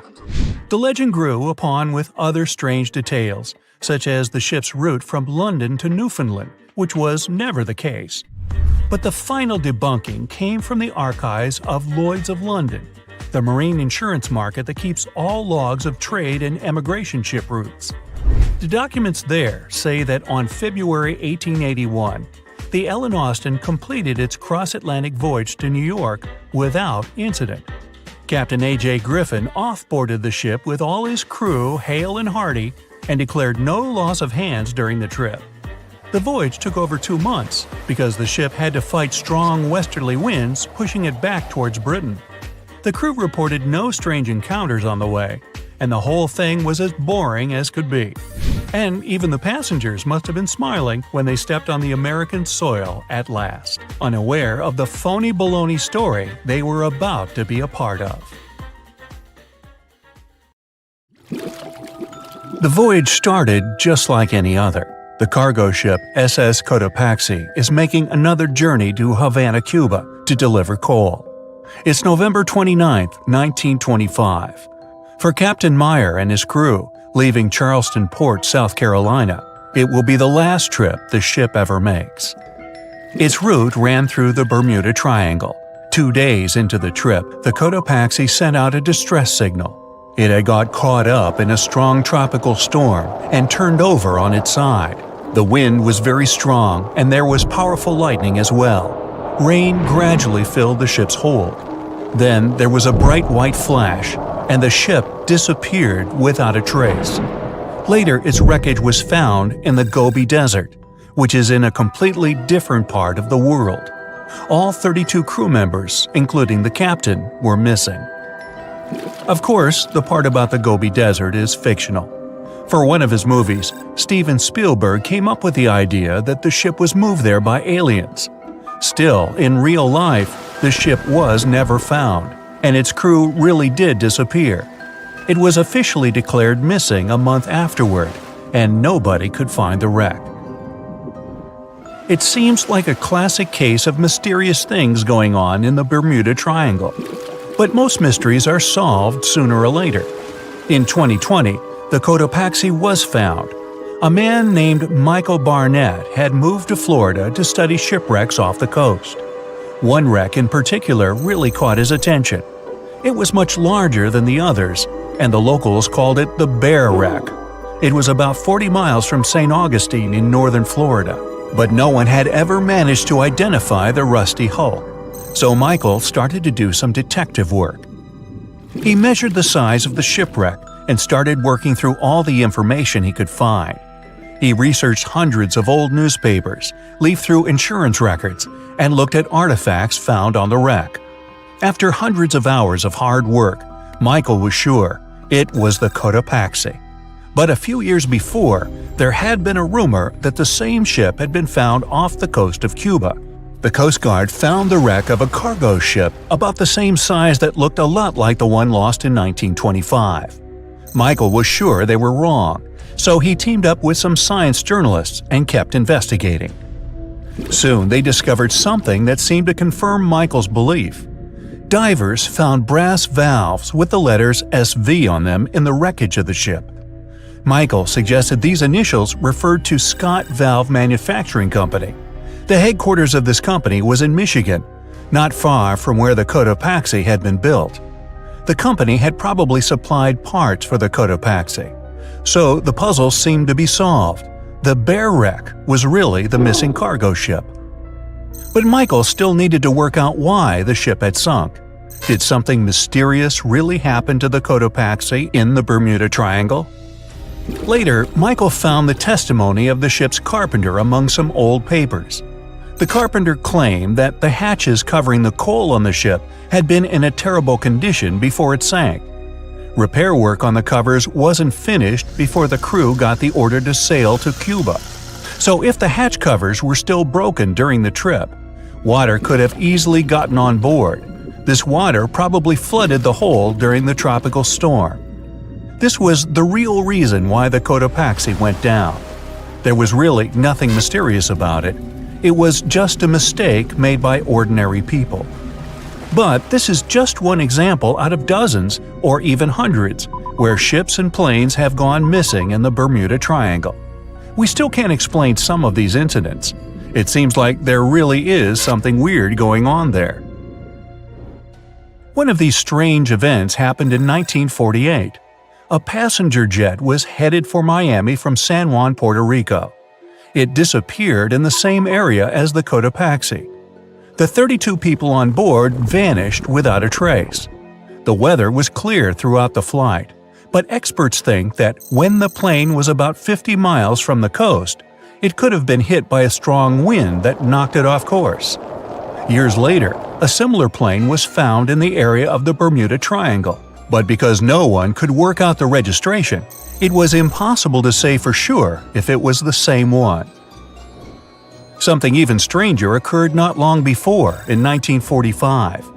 5 planes went missing all at the same time. Some trainee pilots were practicing their navigation skills, but when they'd finished, it seems they couldn't find their way back home and disappeared. Many people assumed they just ran out of fuel. This seems likely, but still, the circumstances were really strange. The trainees were being supervised by an experienced pilot who had 2,500 hours of flight time. He would never have let a group of newbie pilots get that far away from their base. Even now, people still debate what could have happened. Some insist the pilots ran into something supernatural out there in the Bermuda Triangle. But who knows? And here's another freaky thing that happened there which no expert has been able to explain: time travel. In 1970, Bruce Gernon was flying a plane from Andros Island to the Florida coast. When he was at 11,500 feet, a giant cloud appeared in front of him. It kept getting bigger and bigger, and he had no choice but to fly through it. As soon as he did, the plane was surrounded by darkness. It was as if the day had turned to night in a split second. Suddenly, Bruce began to see white flashes of light around him. They were so bright that they lit up the entire sky. But they weren't lightning bolts, although he couldn't really explain what they were. The plane continued through the strange cloud for almost a half an hour. Bruce noticed that the cloud changed shape during this time. The space around the plane turned into a tunnel. Then the tunnel started narrowing. Bruce became really tense as he tried to cope with the plane's controls. All his instruments and navigation equipment were going crazy, and the electronics stopped working. Then, a white light appeared at the end of the tunnel. Just like in the movies, the plane escaped the closing cloud tunnel at the very last second. Everything was fine, but now Bruce found himself in some white fog.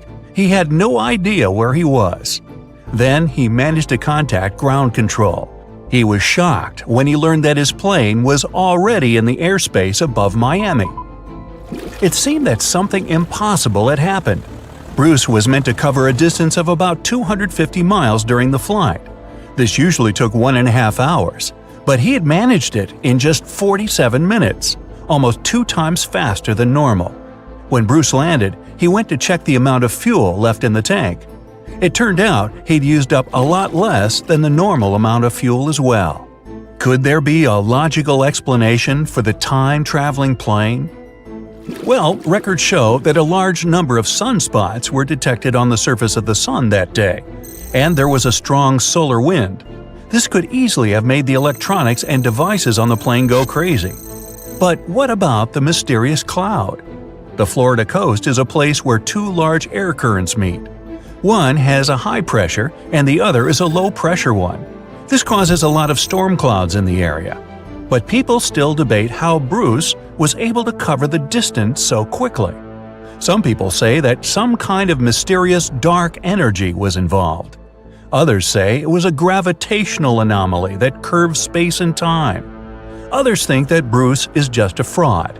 We still don't know the truth. So, is there really something supernatural about the Bermuda Triangle? Or is it all just coincidences and made-up stories? The truth is that no more planes and ships disappear in the Bermuda Triangle than anywhere else in the world. April 12th, in the year 2212. It's a great date for humanity, the 300th anniversary of the launch of the legendary Titanic. The best engineers of the world have collaborated for years to bring their masterpiece to the public, the Space-Tanic, and they've done it just in time. The glorious spaceship is waiting in its harbor under the limelight, photographed by thousands of people. The trip was scheduled for April 12th, just like 300 years ago. Finally, the big day has come. The passengers are going on board the most magnificent spaceship of the time. They call it Unbreachable. It has 12 decks, from the third class closer to the bottom to the most luxurious first class on the top, with panoramic views of outer space. The ship is preparing for launch. The engines are starting, the final countdown has begun, and the Space-Tanic is off into the sky. It quickly becomes no more than a speck in the big blue and then disappears. The first day of the flight goes perfectly. The ship leaves the Earth's atmosphere in less than an hour, and passengers enjoy the wonderful view outside. The blue and green planet on the backdrop of the black void of space. The ship slows down a bit as it moves into orbit. There are too many satellites and space debris circling around the Earth. The Space-Tanic has to go carefully and maneuver around the chunks of metal floating in zero-G. One of them heads straight towards the ship, but it turns on the side burners and moves out of the way just in time. The scrap floats by safely. Finally, the ship is out of the danger zone and into the big black. It turns on the back thrusters to accelerate and heads to the bright side of the moon. It's going to be the first destination of the sightseeing tour. The planet becomes gradually smaller behind, and about halfway to the natural satellite, people on board can marvel at the sight of the sun. The huge ball of burning plasma is bigger and brighter than ever in the cosmic darkness. Suddenly, the ship's captain makes an announcement. All passengers are invited to the promenade decks to watch as the solar panels are being unfolded. People go outside to goggle at the sight. The silver and black panels slowly emerge from their containment slots, and the Space-Tanic finally takes its real form. As the sun's energy begins to flow into the ship, the thrust engines turn to minimum. The spaceship is now in energy collecting mode. For the trip to Mars to take just a few days, it needs to make a transit jump. In another 5 hours, another announcement rings across the board. The ship is approaching the moon, and the passengers are invited to look at the satellite from up close. The Space-Tanic passes by at several thousand miles, and the moon looks huge. All the craters on the satellite, even the smallest ones, are clearly visible. The view is outstanding. The moon is left behind, and lights on the ship go dim. There's no natural change of day and night in space, so the crew monitors the time and imitates the shift. The next day promises nothing of interest, as there's going to be a long traverse between the moon and Mars. The passengers are wandering off to their cabins to sleep. The next 2 days go uneventful. On the decks, there are numerous types of entertainment for guests, from gyms and swimming pools to game rooms and dancing halls. People wander around the promenade decks, enjoying the serene views of space. Nothing bodes trouble. On the 4th day, the captain finally announces that the Space Titanic is preparing for the transit jump in 30 minutes. When the time comes, the passengers only feel a slight tug as the huge vessel leaps through space-time, entering the vicinity of Mars. Many passengers go outside to look at the red planet, which is already visible in the dark abyss. The tour is entering its final stage, but the landing is only planned for late night. At 11 p.m., when most passengers were already in their beds, the Space Titanic begins the final maneuvers. It has to make a little roundabout trip over Mars because the port is on the other side of the planet. The flight is nearing its end, only a couple of hours left before landing. The ship is in the orbit on the far side of Mars. Everything's quiet. Too quiet. All of a sudden, an enormous boom thrashes the whole Space Titanic, throwing sleeping people out of their beds. Blinking emergency lights turn on. Everyone's confused, but no announcement comes from the captain. And only those who have been on the starboard side promenade deck notice the horrible detail. The right front wing has been torn off and is zooming past them towards the stern. Pressing their faces to the glass, straining to look at the hull, they see a huge gash near the nose of the ship. The Space Titanic shudders again, and chunks of metal fly out of the gaping hole. The ship rapidly loses pressurization. Meanwhile, the broken-off wing hit the stern and left another gash in it. Mechanisms in the engine compartment start to fall apart and are dragged into space. The ship groans and comes to a halt, suspended thousands of miles above Mars. At last, the captain announces through the intercom that the Space Titanic has unexpectedly collided with a rogue asteroid. All passengers are asked to proceed to their respective decks for evacuation. Within an hour, all rescue capsules are occupied and ready to be deployed. But about a third of the passengers are still on board the ship. It turns out many of the capsules were blown away at the collision. History seems to repeat itself. The captain still orders to deploy the capsules, and they whoosh out of containment tanks, leaving hundreds of people behind. Some left without their family members, not knowing what fate awaits them. The capsules float in space for a few seconds and then turn on their thrust engines, heading to the Martian surface. Another order from the captain. Everyone is to go down to their cabins and put on pressurized suits stored under their beds. As the passengers rush to comply, the Space Titanic sends distress signals to Mars and everyone in the vicinity. 100,000 miles away, a large trade ship, Leona, picks up the signal and hurries to help. The creaks and groans on board the Space Titanic become more and more frantic. People are sitting silently in their cabins. It's quiet on board, except for the sounds of the slowly disintegrating ship. And then, suddenly, a loud snap resonates throughout the Space Titanic, and the vessel cracks in two. A gigantic fracture goes from top to bottom, almost perfectly halfway across the decks. Pressurized glass covering the promenade decks shatter into millions of pieces, slowly flying away from the ship. With the decks depressurized, people and things are blown away into outer space. Thankfully, all of the passengers and crew are wearing their suits as ordered, but they only have about an hour before they run out of oxygen. People help each other by floating together and hauling stranded ones to their groups. They can barely control their floating, but somehow they still manage to bring some order to the chaos. Huddled together in orbit above the ominously red planet, they watch as the mighty Titanic turns into a heaping pile of space debris. 45 minutes have passed. The oxygen is running low, and people try to breathe as slowly and carefully as they can.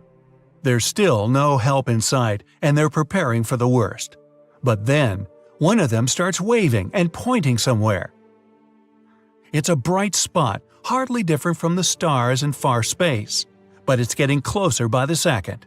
And within 5 minutes, the relieved people see a spaceship speeding towards them. The Leonas arrive just in time to save the day. Quickly, but without hurry, Leona's crew gather everyone floating in space around the remains of the Titanic and haul them on board their ship. In a few hours, the Leona safely lands at Mars' main spaceport. The newspapers called it the day when the Titanic sank again. A Portuguese archaeologist just discovered a bunch of sunken ships filled with gold, including a Spanish galleon with 22 tons of gold and silver.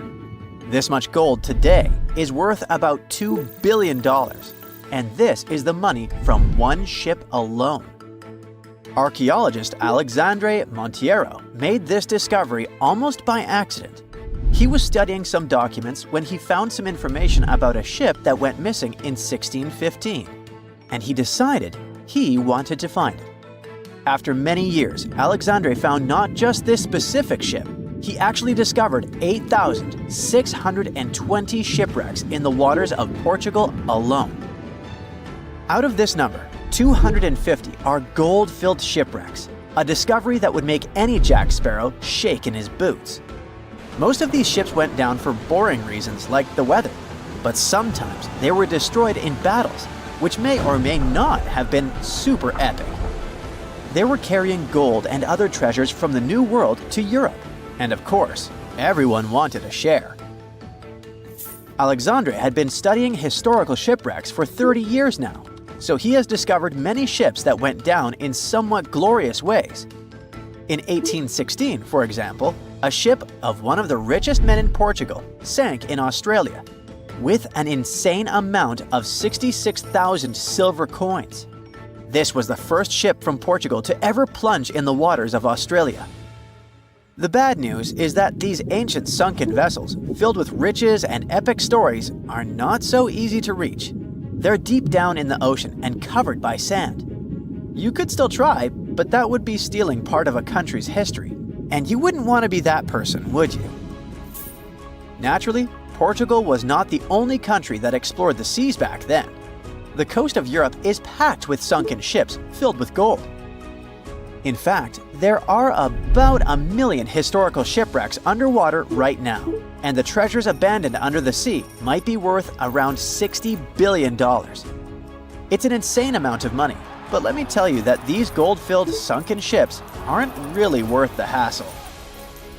There are many stories of maritime treasure discoveries that turned into insane lawsuits and even long jail time.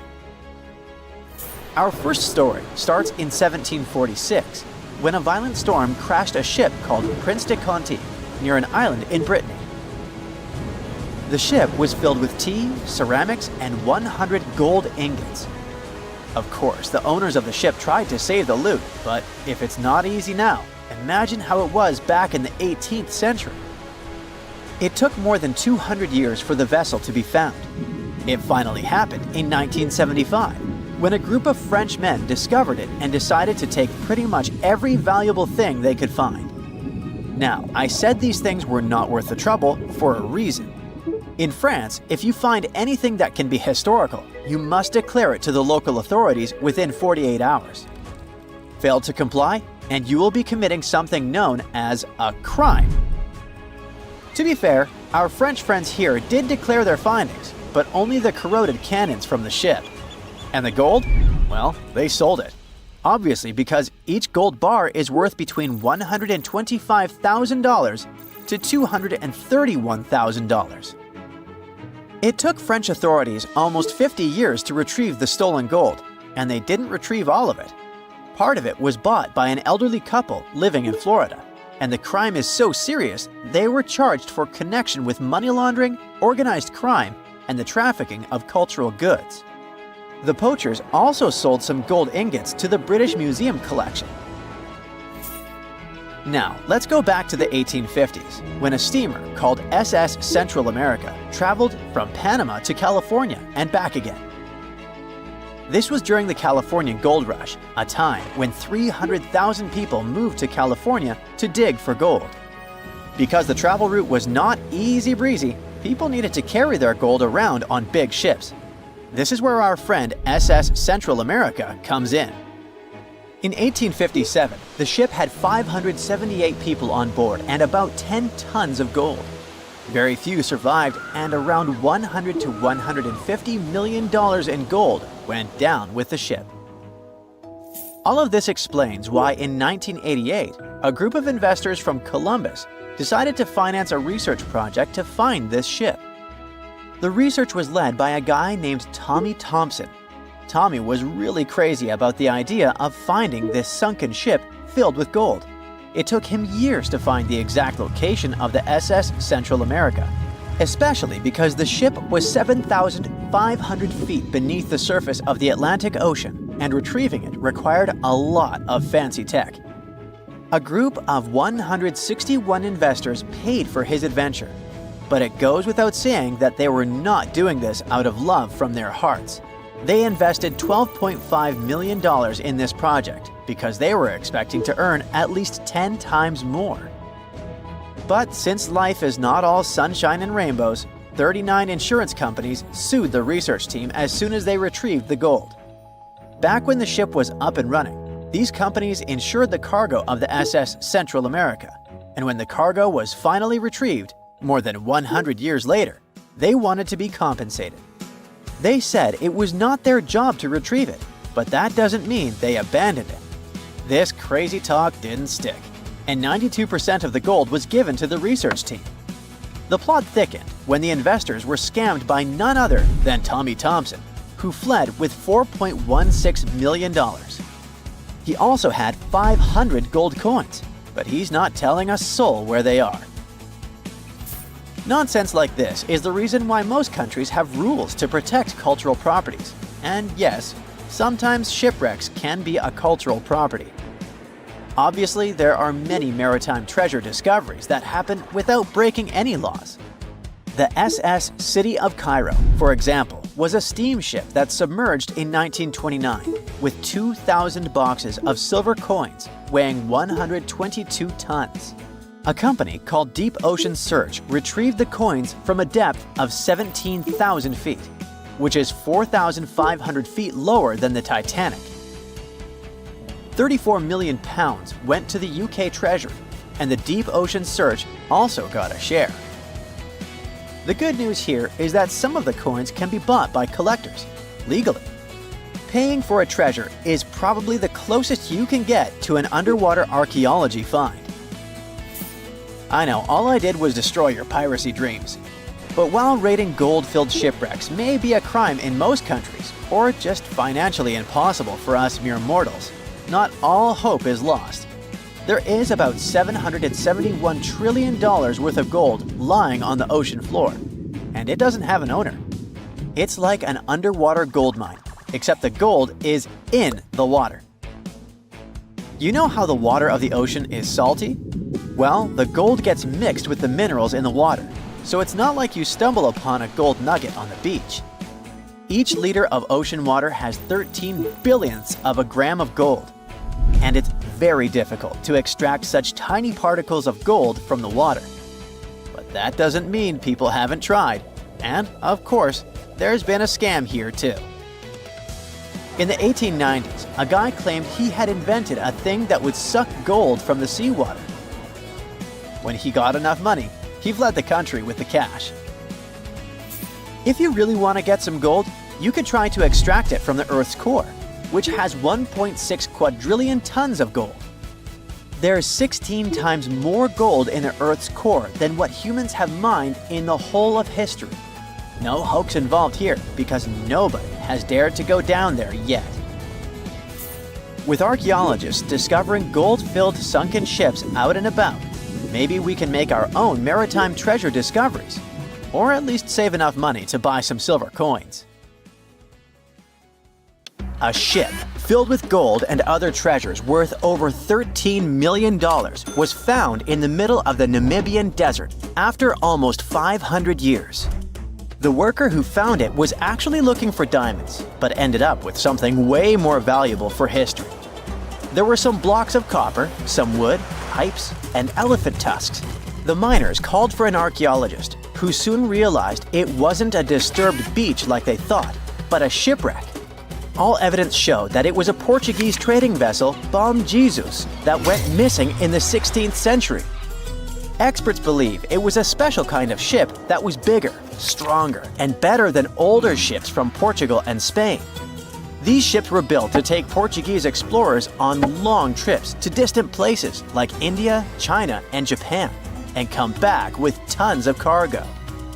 The Bom Jesus was likely carrying treasures from Lisbon, Portugal, to Western India. But it looks like on its way around the southern tip of Africa, near Namibia, a big storm pushed the ship too close to the shore. The ship hit a rock, tipped over, and broke apart, sinking into the ocean. Archaeologists found treasure from the captain's chest under the water, which probably fell out when the ship's wooden hull broke. They also found pieces of the ship scattered along the shore, likely from the violent storm and later by construction in the area. The storm must have been very fierce, but they didn't find many bones, which means most of the crew may have survived or were lost at sea. The ship was split into 3 sections and incredibly well preserved, thanks to the thick layers of sand that covered it and prevented rot. Archaeologists who studied the wreck discovered over 40 tons of cargo. There were cannons, swords, blocks of metal like lead and tin, fabrics, and tools that sailors used to navigate the stars while traveling across the ocean. The most exciting discovery was 1,845 copper ingots, weighing as much as 16 to 17 tons altogether. Those copper ingots, or pieces of pure metal, are still in great condition because the hull of the ship and layers of sand protected them from ocean water. The scientists even managed to read the trademarks on them on site and learned they were made by a super wealthy German trading company. There were also more than 2,000 shiny gold and silver coins from different countries, and 105 enormous elephant tusks weighing about 2 tons. The tusks were likely supposed to become luxury items, like jewelry or carvings at the destination. Archaeologists took some DNA samples from the tusks and found that they came from West African forests and savanna elephants. Researchers were lucky that the ship was found in a restricted diamond mining area. No scavengers were able to get their hands on the treasures. The Bom Jesus remains the oldest and most valuable shipwreck that was ever discovered off the western coast of sub-Saharan Africa. Another shipwreck recently found by accident was buried under a 10-foot tall sand dune near the Caspian Sea. Some people call it the world's largest lake, and it has water levels that rise and fall over time because of the changes in weather patterns. These changes can move sand and uncover things like this shipwreck and other treasures along the coast. As the dune slowly disappeared, the ship started to show. Before digging it out, scientists worried that waves from the sea might damage the wreck. To protect it, they built a wall using thousands of sandbags to keep the waves away. When the ship was uncovered, they discovered it was a 3-masted, 92-foot-long merchant ship with a strong double hull. Wood samples showed the ship was built in the 18th to 19th century using trees like Scots pine, spruce, and larch from the Volga River area or the Caucasus. They even found buckwheat and plants from the same region, which were probably traded or used to feed the sailors. It proves that the ship was part of a group of merchant ships that once sailed the Caspian Sea. An amateur fisherman who was 20 feet under the sea off the coast of Turkey noticed some huge metal remains. He had an underwater camera, so he made footage of the discovery and took it to scientists. They immediately started an investigation and learned that it must be a shipwreck from the first decades of the 20th century. It could be one of the Ottoman Empire ships that had an important mission to deliver supplies, but disappeared without a trace. scientists got permission to study this Black Sea wreck in detail to learn more about its mysteries. They're hoping to find its shipyard documents to find some answers, as the ship itself is in terrible condition and is tricky to work with. Robot submersibles that belong to an oil and gas company noticed hundreds of intact ancient storage jars sitting on the seabed in the eastern Mediterranean. Experts think those jars are 3,300 years old. This makes the find the oldest shipwreck from the deep sea. The jugs were probably used to store oil or other agricultural products like fruit. This proves that the people who made them organized maritime trade and had incredible navigational skills. It looks like the ancient mariners managed to traverse the Mediterranean Sea without a line of sight to any coast. All they could see was the horizon, so they must have used the sun and other stars to find their way. Off the coast of Sicily, under 20 feet of sand and rock, archaeologists found a shipwreck so old that they aren't even sure what materials were used to build it. They think the ship is from the 5th or 6th century BCE, which means it's over 2,500 years old. This ancient ship wasn't alone. Researchers also found 2 iron anchors shaped like an upside-down T from around the 7th century of the Common Era, and 4 stone anchors from prehistoric times nearby. One of the stone anchors was broken and may have had wooden pieces attached to help it hold on to the seafloor. They figured out that the ship itself was built using the on-shell technique. The wooden planks of the ship were connected so tightly that they could support the ship on their own, with extra beams added just to make it stronger. Sadly, the ship's wooden hull is very fragile now because tiny sea creatures that eat wood have damaged it over the years. Scientists are being extra careful as they study it to make sure it doesn't fall apart. This discovery is such a big deal because it was built during a time when Sicily was super important for trade.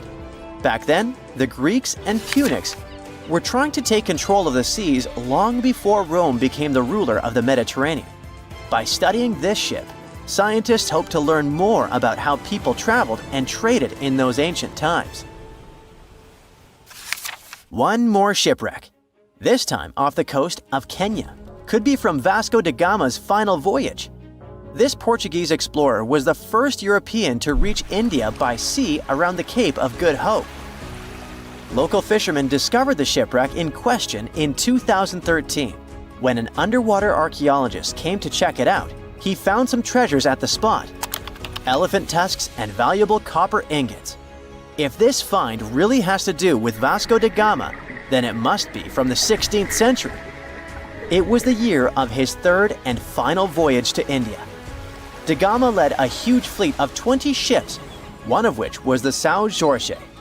Most of the ship is hidden under layers of coral, and a whole team of scientists are carefully digging trenches to find parts of the ship's wooden frame and hull. The year was 1865.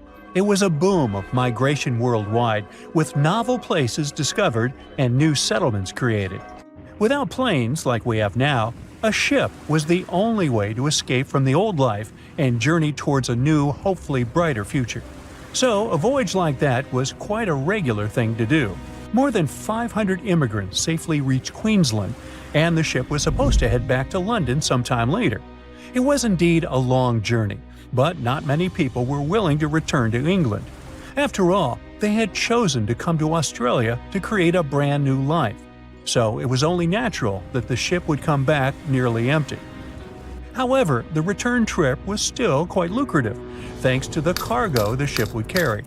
The amount of produce ready to be shipped was substantial, primarily consisting of wool soaked in arsenic, tallow, and hides.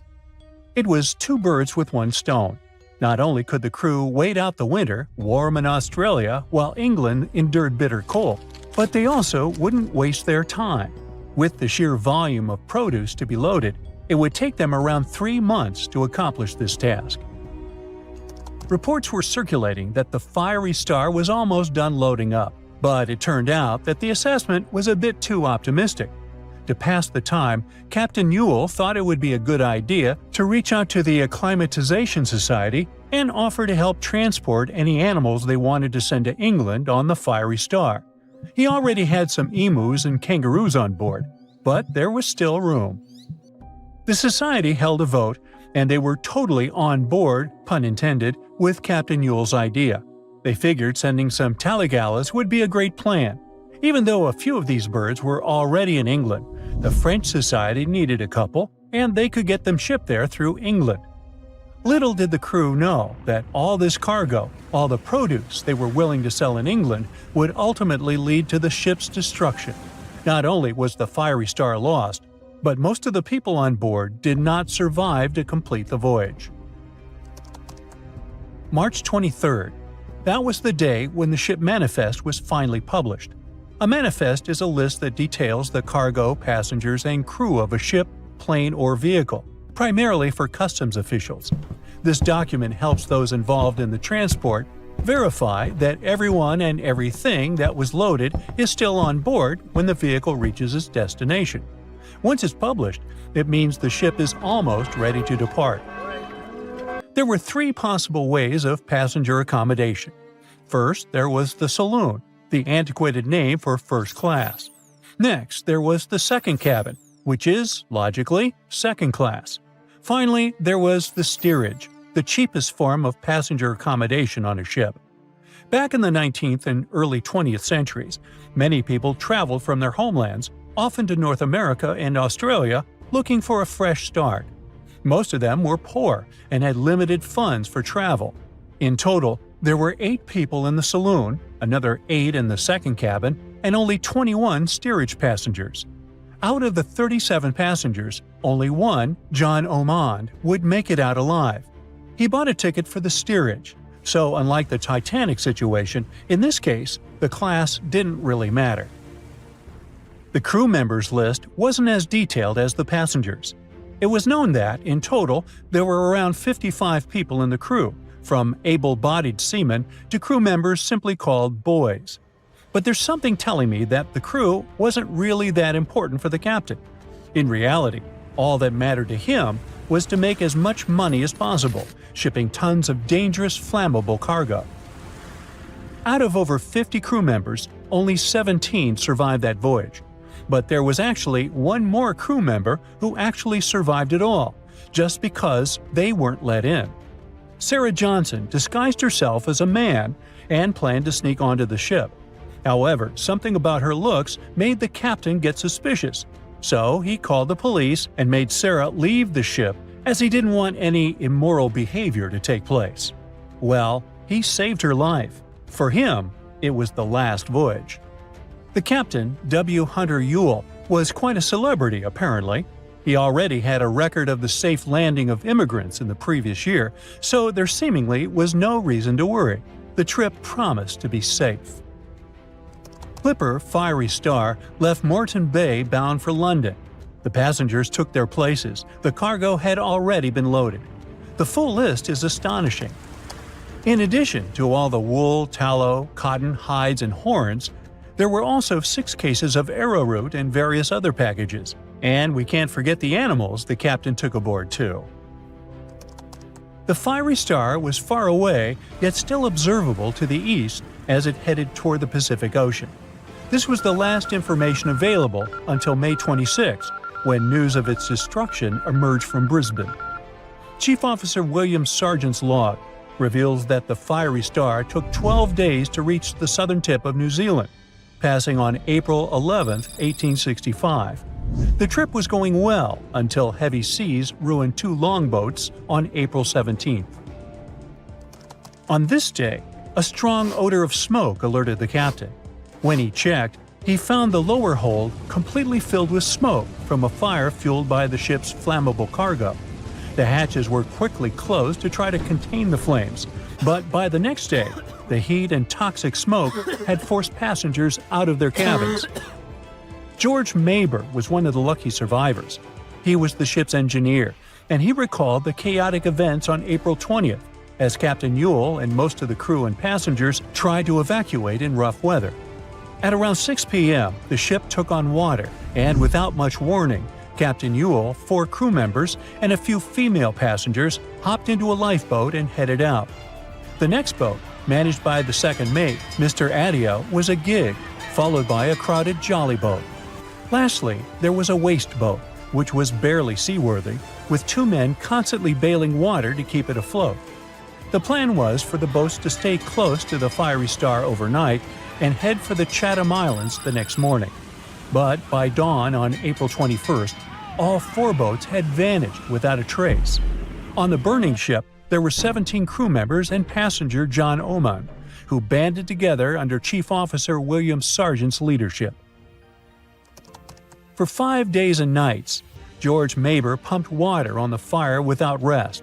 He volunteered to go down the forehatch with a rope around him and a handkerchief over his mouth.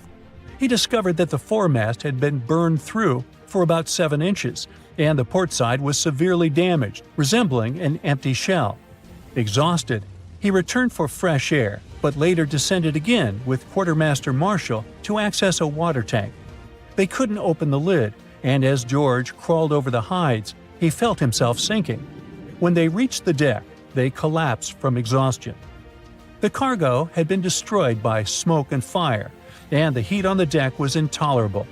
The crew survived on limited rations and caged chickens, using every spare piece of wood, including pigsties, for the pumps. Distressed pigs ran wild in the heat. A raft was constructed, but was too weak for the open sea. Sleep was elusive, and the crew had lost everything, with only hopes of reaching land or meeting another ship. Finally, the Dauntless appeared and sent a lifeboat to the Fiery Star. Captain Moore boarded the Fiery Star on May 12th, and after assessing the situation, he agreed that the crew could do no more. They boarded the Dauntless at 4 p.m., witnessing the Fiery Star succumb to flames by 11:30 p.m. It was a narrow escape. 2 sailors were traveling not far from the infamous Bermuda Triangle when they noticed a boat that seemed to be moving by itself. The sails on it were down and the motor wasn't running. One of the men was Matt Rutherford, the first man to ever sail non-stop on his own around North and South America, who has seen a lot during his voyages. But this one was spooky even for him. An awfully abandoned boat that could be hiding scary things inside. Rutherford still decided to approach and inspect the vessel to see if there was someone aboard who needed help. This story happened in 2013, but the sailors waited for 10 years before they published the footage. The ghost ship, which turned out to be named Wolfhound, looked like an upscale one, and it probably cost hundreds of thousands of dollars. It seemed like whoever abandoned it was leaving in a rush. There were clothes and other personal belongings all over the main cabin. Some parts of the ceiling had fallen and some drawers had popped open. Rutherford was afraid to open doors in cabins, so he carefully searched the boat step by step, and luckily found no people who would need help. The sailors decided to tow the ghost ship back to Bermuda.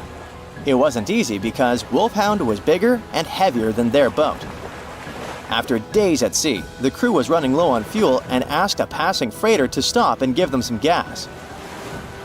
They kept pulling Wolfhound with just sail power until the tow line got wrapped around the rudder, and they realized they could get stranded in the Bermuda Triangle.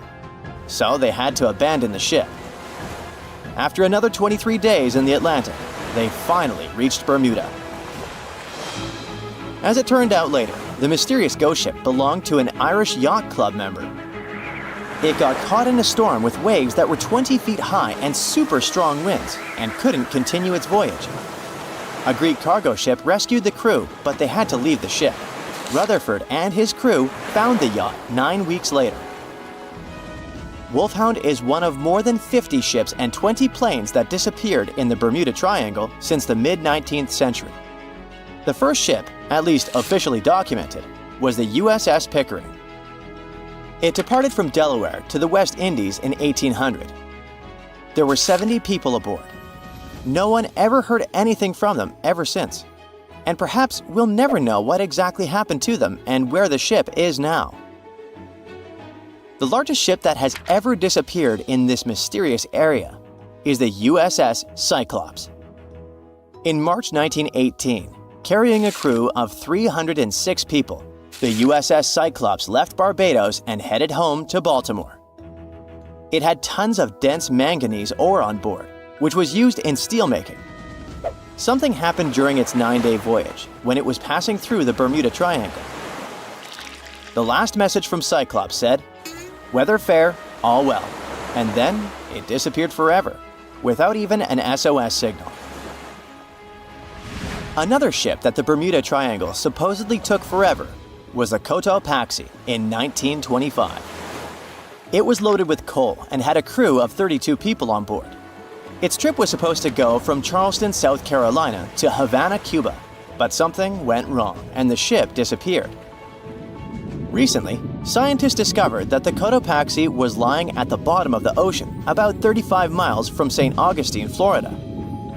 Divers who like to go down to the wreck nicknamed this spot the Bear Wreck, but didn't realize they were exploring the remains of the Cotopaxi. One of them, Michael Barnett, was trying to identify the wreck for over 15 years. He carefully measured different parts of the shipwreck that survived underwater with his team. When they compared these measurements with old blueprints of the Cotopaxi, they saw that everything matched up perfectly. The size and position of the boilers were exactly as described in the blueprints. This helped them confirm that they had found the Cotopaxi, and it looks like there was nothing mysterious about its disappearance. It was a combo of bad maintenance, poor care, and rough weather. Many of the hatches used to access the cargo hold where the coal was stored were either broken or missing. This meant that if the ship ran into a storm, water would easily get into the cargo hold, and the ship would get unstable and sink. As the Cotopaxi sailed off the coast of Florida, it met a tropical storm. Just before it disappeared, it sent out a distress call. It was near St. Augustine, so all the puzzle pieces fell into one place. People have come up with all kinds of ideas to explain what might be happening in the Bermuda Triangle. The wildest one is that spaceships from other planets are taking these ships and planes away. Or maybe it has something to do with the lost city of Atlantis, a legendary underwater city. But there are also more rational explanations, such as the fact that this area often has wild and unpredictable weather, with sudden storms and water spouts. For hundreds and hundreds of years, sailors have told stories about giant rogue waves that seem to come out of nowhere in the open ocean. It sounded like a tale in the past, but in the last 20 years, satellites have spotted these freak waves, some of them reaching over 100 feet tall. Storms from the Gulf of Mexico can hit the Bermuda Triangle area and create such rough and unpredictable waves. Scientists built a model of the USS Cyclops and put it in a wave simulator. They say that even a rogue wave 50 feet tall would be enough to flip over that ship. It had a flat bottom and was less stable and more likely to tip. There are also lots of hills and deep valleys on the ocean floor, which can be dangerous if a ship isn't navigating carefully. Sometimes things can go wrong with engines, communication systems, or other equipment. If a plane or ship has a mechanical problem far from land, it can be really hard to get help quickly, especially if rescue teams are far away. The Bermuda Triangle also has magnetic anomalies, so in some parts of it, the compass might point in the wrong direction. And then there are human mistakes, like misjudging distances, making wrong turns, or not listening carefully to directions. This is what happened to Flight 19, a group of planes that went missing. The leader of the flight, Lieutenant Charles Taylor, decided to fly into bad weather without all the equipment they needed. He was also tired, so it was really hard for him to make good decisions. Disappearances in the Bermuda Triangle don't really happen more often than in other parts of the Atlantic Ocean, where a lot of ships and planes travel. They just attract more attention and talks. You still won't find the Bermuda Triangle on any map, and it doesn't have official borders. So we might never be able to solve its mystery because we can't be sure it even exists. But maybe we need to be worried about another Bermuda Triangle, the one up in space. This space triangle doesn't make things completely disappear, but it messes with the equipment on the spacecraft, causing glitches and makes things stop working for a while. The Bermuda Triangle of space, which is more officially known as the South Atlantic Anomaly, is a unique area above the Earth that stretches over parts of South America and Africa, from Chile all the way to Zimbabwe. It sits right where a part of Earth's magnetic shield is weaker than usual. When a satellite passes through this area, thousands of high-energy particles, especially protons, hit every square inch of it every second. To keep satellites safe from this radiation, space agencies often put them in sleep mode when they pass through the SAA. The Hubble Space Telescope passes through the SAA about 10 times a day and spends about 15% of its time in sleep mode because of this anomaly. Even astronauts on the International Space Station, ISS, which also travels near this zone, have to be careful about radiation. Parts of the ISS, like the kitchen and sleeping areas, have extra shielding to protect them. A ship is traveling across the Atlantic Ocean when a storm starts.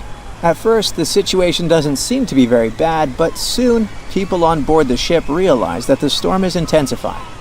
Waves are huge, and nothing can save the ship. It's starting to sink. On board, there's only one lifeboat. Sadly, it can only hold one person. The captain is in a terrible situation. He needs to decide which passenger can be given a chance to survive.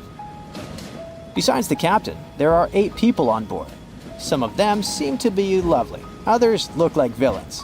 But you might not know the truth until it's too late. The first passenger is Alex, a 28-year-old talented artist. He's just had his first international exhibition and is boasting about that left and right. He claims to dream of inspiring the world with his art, but did I mention it's his shy twin brother who painted those masterpieces? And Alex just steals his shine? Next is 23-year-old Maria, who's 8 months pregnant. She's quite spoiled, often behaves unreasonably, and treats the staff on board badly. She's traveling home to her husband, but little does he know that the kid is not his, but his best friend's. And she's been cheating on him since forever. Though we can't let this innocent soul perish, can we? Despite his untidy appearance, this 65-year-old scientist, Professor Marcus, is a leading researcher in the field of gene therapy. He's working on a breakthrough that could save millions of lives, but there are skeletons in his closet too. It's been 15 years since anyone saw his wife, Judith. Does Marcus's scientific progress have something to do with the mysterious disappearance of his wife? Dr. Anna is 34 years old. She's a surgeon who's saved hundreds of lives during natural disasters. She succeeded as a doctor, but failed as a parent. Her 3 daughters live with their dad and don't want to hear anything about their mother.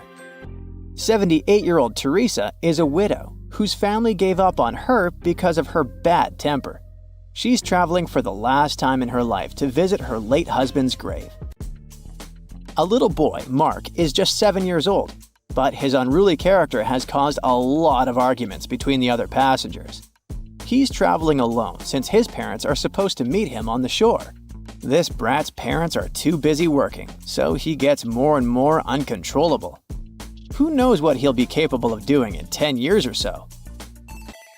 A robot android, Alpha 3, is also on board the ship. It has an artificial intelligence created to assist in expeditions. It can also control the ship in emergency cases. And the last passenger is Emily. This beautiful and charming woman is 30 years old. She lives off of powerful, old, rich men and has enough money to burn. She hasn't worked a single day in her entire life and just travels the world. To make his choice, the captain invites each of the passengers to listen to their stories. He asks each of them just one question. Why would you be the one to survive? Alex says, "You see, my art can inspire and change the world. Looking at my works, they help people see the beauty of life, especially during difficult times. I must continue living. I have so much to show through my paintings." Maria answers, "Can't you see that a new life is growing inside my body? It's me and my unborn kid who must survive." We risk losing a talented doctor or an artist in the future. It's not just my life we're talking about. Professor Marcus says, "My work is not finished yet. It might save thousands of lives. I'm close to a breakthrough, and I need to live to make it." Dr. Anna says, "My hands save lives. I have proven many times that I can do the impossible in extreme conditions. The world can't lose my skills and knowledge." The elderly woman begs, Please, you must understand me. I might have lived a long life, but I want to see my husband's grave. Mark says, I'm still a kid. My parents are waiting for me at home. I want to hug my mom and dad. Alpha 3 states that it was created to serve and help people. Its ability to analyze situations and make rational decisions in a crisis can be used to prevent future disasters. Emily admits, Look at me. Doesn't every person have their unique value? I'm young and beautiful, and I have a lot of potential. Surely you see it. the captain is desperate. How can he, a mere mortal, decide who should live and who he should take this chance away from? After pacing his cabin and hitting the walls with his fists, he decides to, estimate passengers' value and see how useful they are. Alex, as a talented artist, can influence society through his art, providing inspiration for thousands of people who will see his masterpieces. But no one knows where his ego can bring him. Plus, remember who the real artist is. Saving Maria means saving her unborn child. But however cynical it may sound, the contribution of these two lives to the future of society is assumed, but not guaranteed. What if that child grows up to become a criminal? Professor Marcus can indeed provide significant benefits to society through his scientific research, but he isn't young. What if he doesn't live long enough to finish his work? Dr. Anna is a surgeon. She's already saved a lot of lives and will definitely continue to do so in the future. Her ability to provide immediate medical assistance in critical situations makes her one of the most valuable candidates for survival, since she can directly and regularly save lives.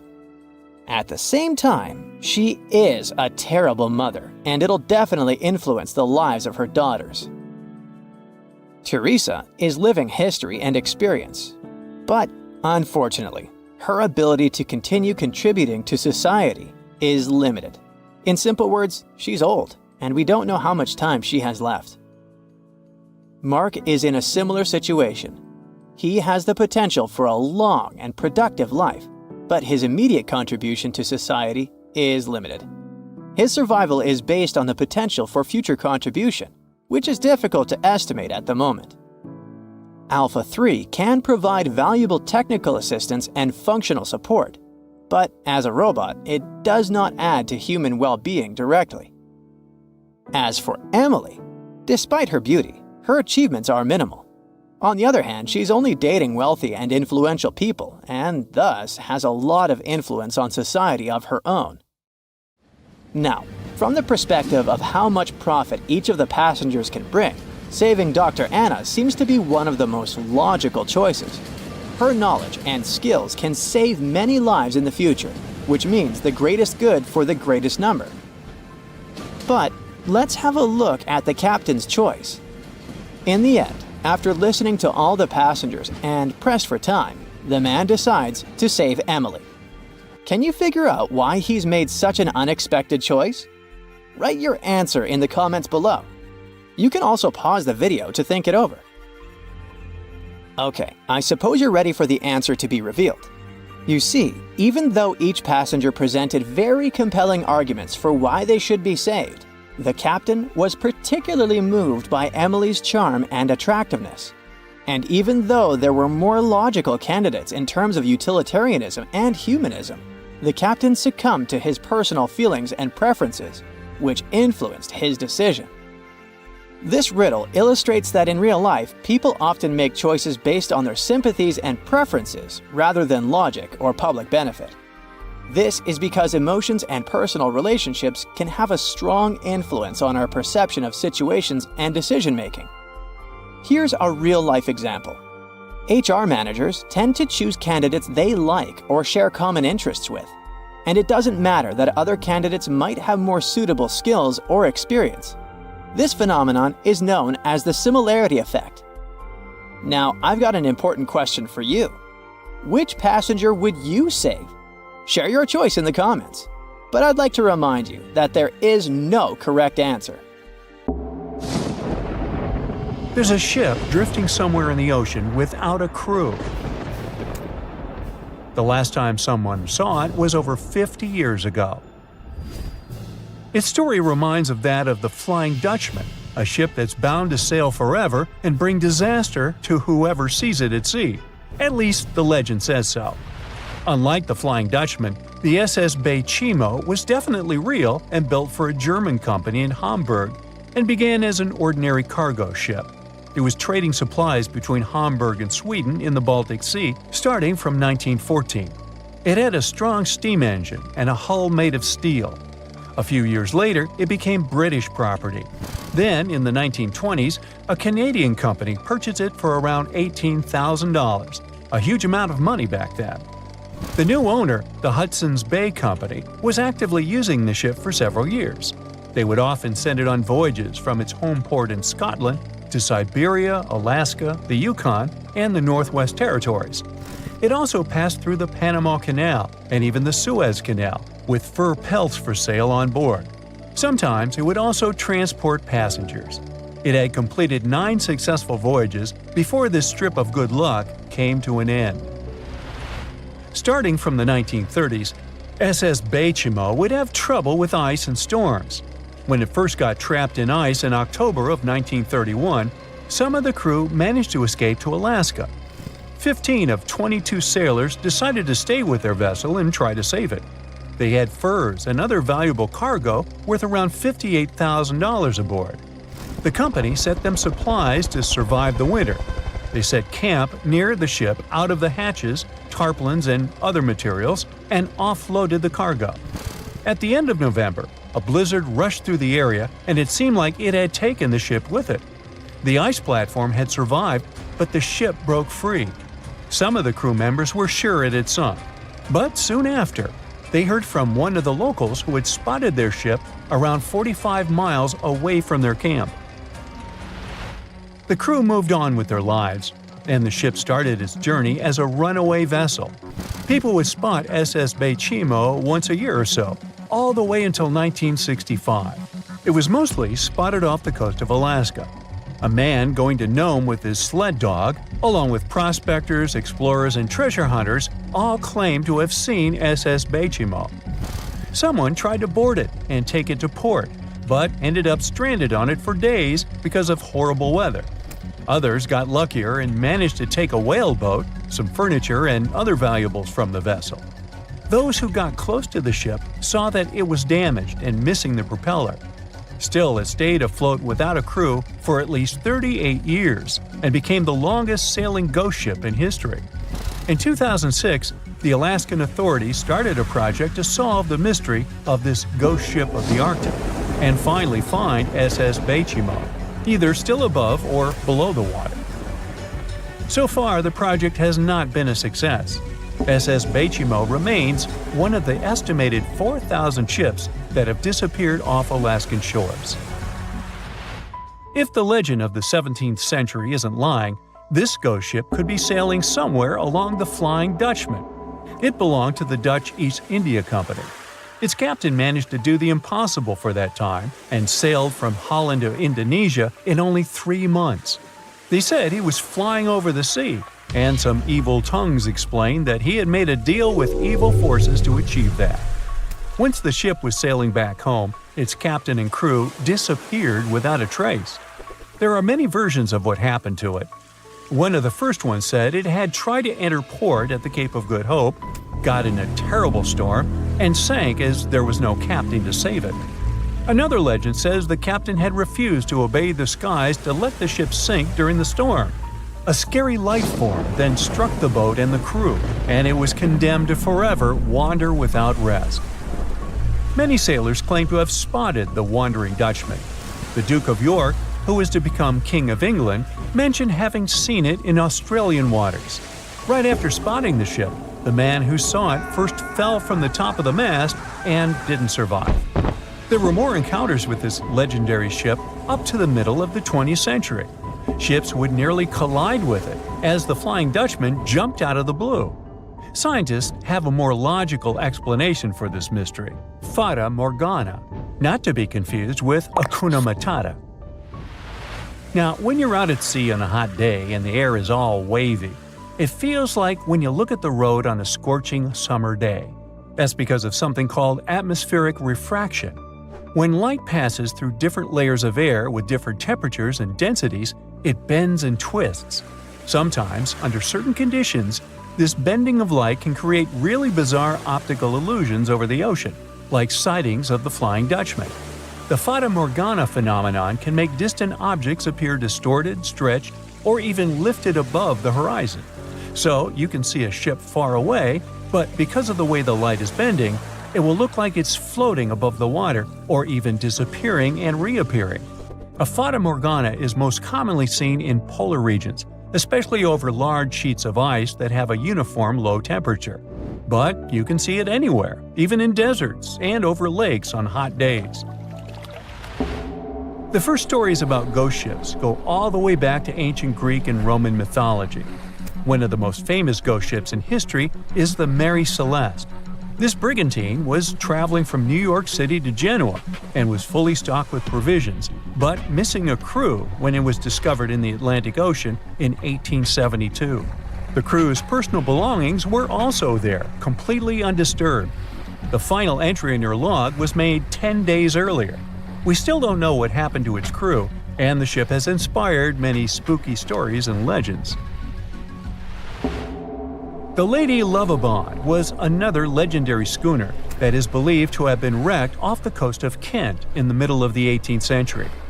The story tells that the ship's captain, Simon Reed, had just got married and took his bride on board for a celebratory cruise, despite the superstition that it could bring bad luck. They were on their way to Portugal when the first mate, who is also in love with the captain's new wife, went mad because of jealousy, attacked another crew member, and then took over the wheel and steered the ship straight into the dreaded Goodwin Sands. No one aboard survived, and the schooner is said to reappear as a ghost vessel every 50 years. In present times, many vessels become abandoned and turned into ghost ships intentionally. There are thousands of them floating in U.S. rivers, lakes, channels, and coastal waters.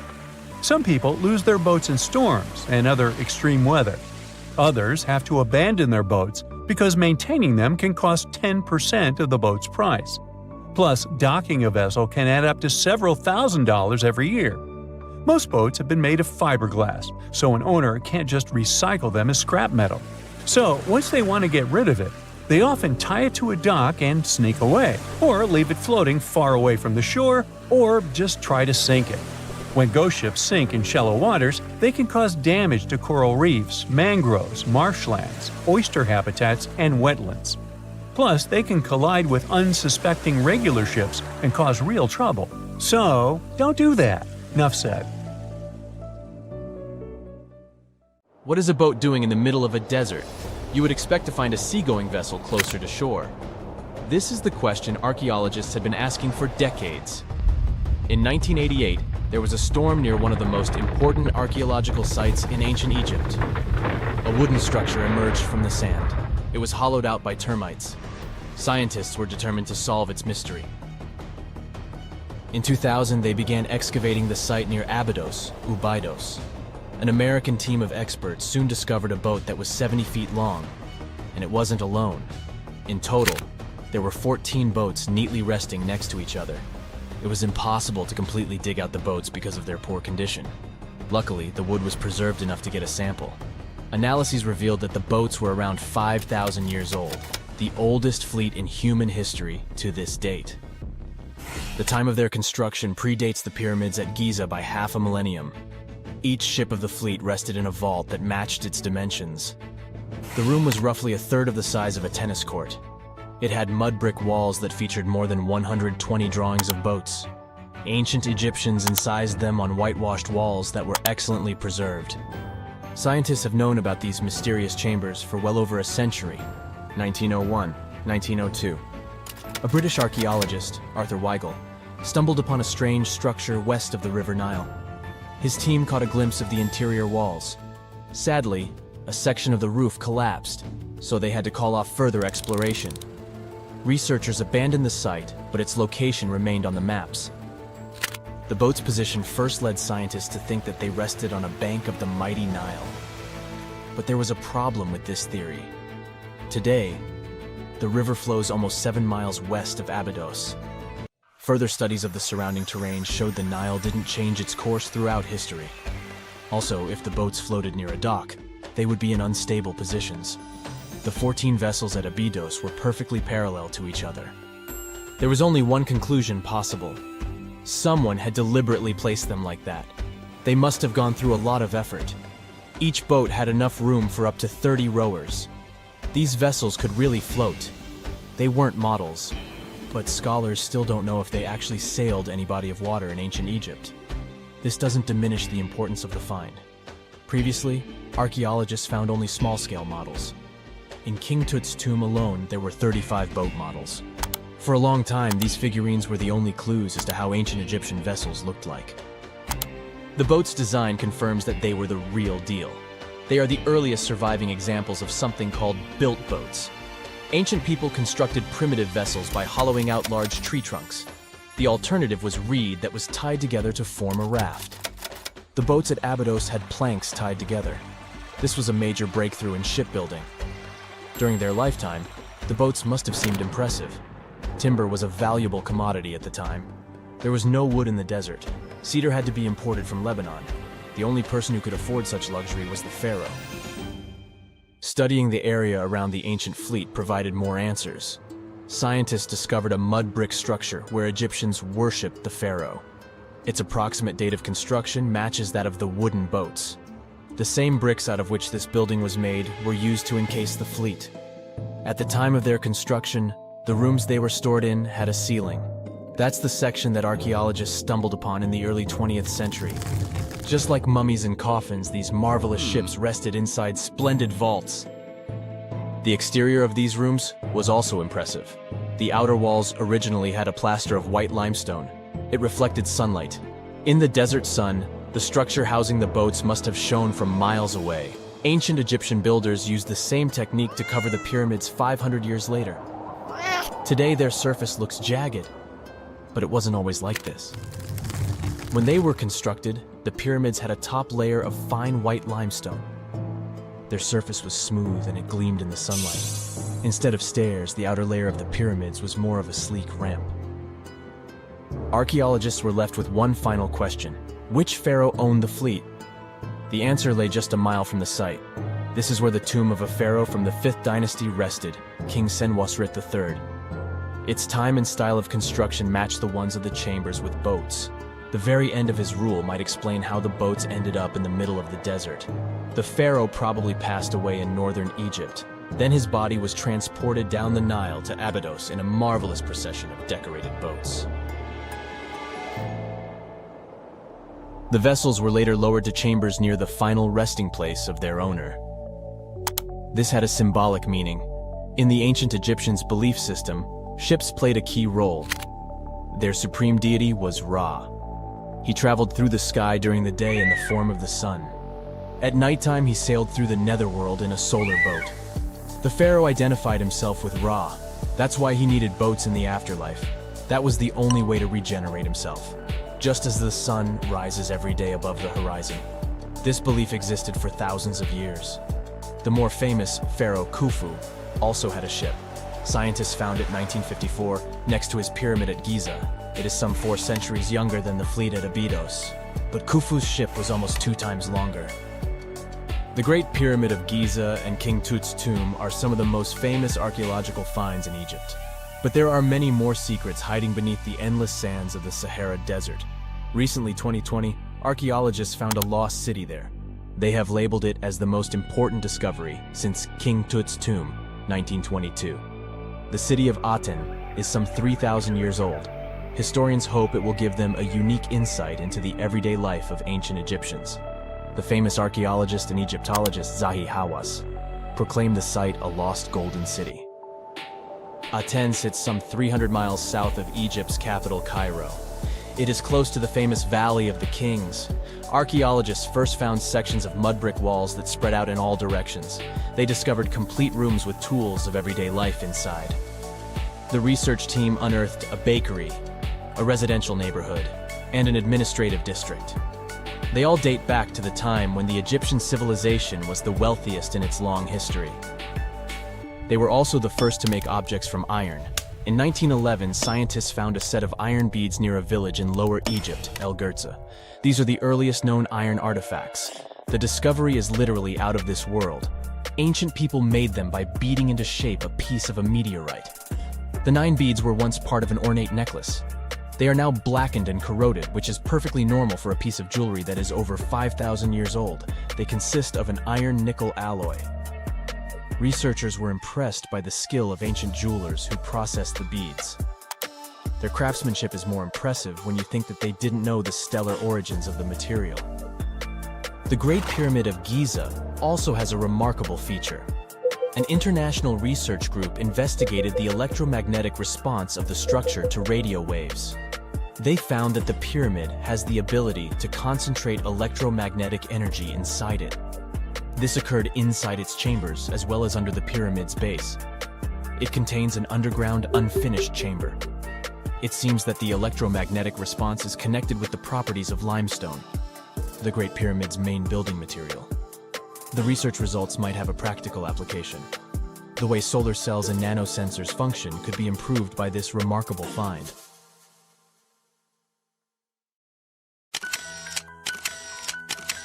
At the beginning of the 20th century, somewhere off the coast of West Africa, a German steamship was leaving the port. Suddenly, the weather got worse, and the vessel entered a thick fog. The sailors ran aground on a sandbank close to the shore. Luckily, no one was hurt, and they were even able to save their precious cargo. But the ship was stuck in the sand for good. And it was not alone there. Nearly the entire length of the western coast of Namibia is called Skeleton Coast. If the name sounds scary, that's because it is. This 976-mile-long beach line is among the most dangerous places on Earth. The local Bushman tribes believe that their supreme deity made this land when it was angry. The Portuguese were the first Europeans to set foot in Namibia in the 15th century. And yep, they didn't like Skeleton Coast either. Portuguese explorers thought this land presented the gates to the underworld. This is the place where the Namib Desert meets the Atlantic Ocean. It might be dangerous, but it's actually beautiful. Plus, it's a UNESCO World Heritage Site. If Skeleton Coast had a PR manager, they would quit on the first day on the job. The area is not exactly tourist-friendly because of its geography and history. Beneath the sand and the waves, there is a secret ocean currently lurking for unsuspecting sailors. It's called Benguela Current. It flows towards the north along the coast of southern Africa. This part of the Atlantic is rich in marine life, but the current's land neighbor isn't that happy with the deal. This arid climate created the Namib Desert, one of the driest regions on Earth. And that marine life I just mentioned? It's sharks. 11 species of them to be exact. And yes, the great white decides to pop by once in a while. So far, we've got a desert landscape, strong currents, and sharks. Not a place for a beachside resort, definitely. But if someone ends up on Skeleton Coast, will they know they're in danger? Don't worry, they will. The beach is littered with wrecks of all sizes and shapes. If you remember that German ship I mentioned in the very beginning, its massive and rusted stern is now sticking out from the desert sand. There are some 500 wrecks in total scattered along the coast, and it's a mixed crowd, from Portuguese galleons centuries old to ships that ran ashore here in the 21st century. A modern fishing ship called Zela India managed to slip from its tow rope in 2008 and ended up on Skeleton Coast. Okay, it didn't escape on its own, it had some help from the elements. But it's better to be a tourist attraction on a beach than to be broken up for scrap. That's where the trawler was originally going, Poor thing. Skeleton Coast's most famous inhabitant, to call it such a place, is the wreck of the Dunedin Star. The British cargo liner ran aground here in 1942. The massive rescue operation that followed reveals why it's so dangerous for sailors to end up here. The rescuers managed to save all of the crew and passengers, but at a heavy price. An aircraft and a tugboat were lost in the process. It took the last of the rescuers a full 2 months to return home to Cape Town. Why, you might wonder? One look at the map of the region reveals the reason. It's an endless sea of yellow, which is the sand. There are so few roads here, so Skeleton Coast is hard to reach by land. There are also legal obstacles. You need a special permit to drive into the area. But the skeletons in the name of the area don't only refer to ships, they also stand for animal bones. Most of these belong to whales and seals. Many animals have adapted to the area, so lions and hyenas roam the coastline in search of a meal. Yeah, now there are hungry lions as well, as if those sharks weren't enough. Other animals with a temporary residence on Skeleton Coast include elephants, cheetahs, leopards, and giraffes. In 1971, the Namibian authorities established a national park here, but except for surfers, after an adrenaline rush, they don't get many visitors. You can understand why. The Namib Desert is the oldest desert in the world, and it's not very tourist-friendly either. Those who travel to the region should pack sunscreen and a warm winter jacket. A weird combo, right? Well, not so much when you think that during the day, temperatures soar over 110 degrees Fahrenheit. At night, the air temperature drops below freezing. What a climate roller coaster! And that's not the final danger. Yep, there's more. Remember how that German ship got lost in thick fog? Yeah, it wasn't a one-off event. Because of the region's climate, fog shows up frequently. Sailors should cover their ears now, but this fog is actually good for wildlife. This is their only source of water in the Namib Desert. Reptiles and mammals have adapted to the harsh climate. They use as little water as possible. Shifting sands, thick fog, strong currents, lions, and sharks. Not the stuff you would put in a tourist booklet, but Skeleton Coast isn't the only beach on Earth you wouldn't want to spend your vacation on. I will take you to Cape Tribulation in Australia. The area covers some 48 square miles in the northwestern part of the continent. And no, the area is not as dry as Skeleton Coast. It's part of the Daintree rainforest. You could say that here, it is the rainforest, not the desert that meets the ocean. The beach at Cape Tribulation is straight from a postcard. But looks can be deceiving. Australia? Probably sharks. No, crocodiles are out here to get you if you decide to go for a dip in the sea. There are saltwater crocodiles that the locals call salties. Well, that's a cute nickname for such a dangerous reptile. And it's not just them. The wildlife seems to have a beef with visitors. From October to June, the waters around Cape Tribulation are full of box jellyfish. Their venom affects the human cardiovascular system. When touched by a jellyfish out at sea, swimmers won't have enough time to reach land for help. Vinegar helps neutralize the sting, so you might want to keep a spare bottle in your luggage. Crocodiles and jellyfish sound dangerous, but there's one more animal you should look after. It's the wild boar. It might sound funny, but you won't laugh when you're being chased by one of these across the beach. 21 million wild boars live in Australia. They're mostly active at night, making it even more dangerous if they charge at you. The best defense is running in circles. Wild boars can't cut corners well. That's probably why we don't see many of them taking up careers as race drivers. Cape Tribulation has one last danger installed for you, and it's not an animal. Out here, even the trees are plotting against visitors. The stinging tree got its name for a reason. If you try to pick one of its beautiful red berries, it'll fight back. Its prickles are like tiny glass shards. The less than pleasant effect on your skin will last for a month. Then there is this wait a while bush. Who keeps naming them like this? This long vine has spikes that grab hold and just don't let go. They are so strong they can pull a human off a horse. you'll have to wait for someone to come by and save you from this thorny grabber. If you are about to cross this Australian beach from the vacation list, hold on for a second. Tourism is booming here. The local authorities have restricted access to all of the danger zones. Visitors go swimming in dreamy water holes that are surrounded by lush vegetation. There are even ropes to swing from. Now, that's a beach you can finally relax on. They said it was the most technologically advanced ship. They said it was unsinkable. And when it sank, they made a movie about it. These were the main reasons why the Titanic disaster became world famous. But unfortunately, this is not the only large-scale shipwreck. And sadly, there have been cases much worse than the tragedy of the Titanic.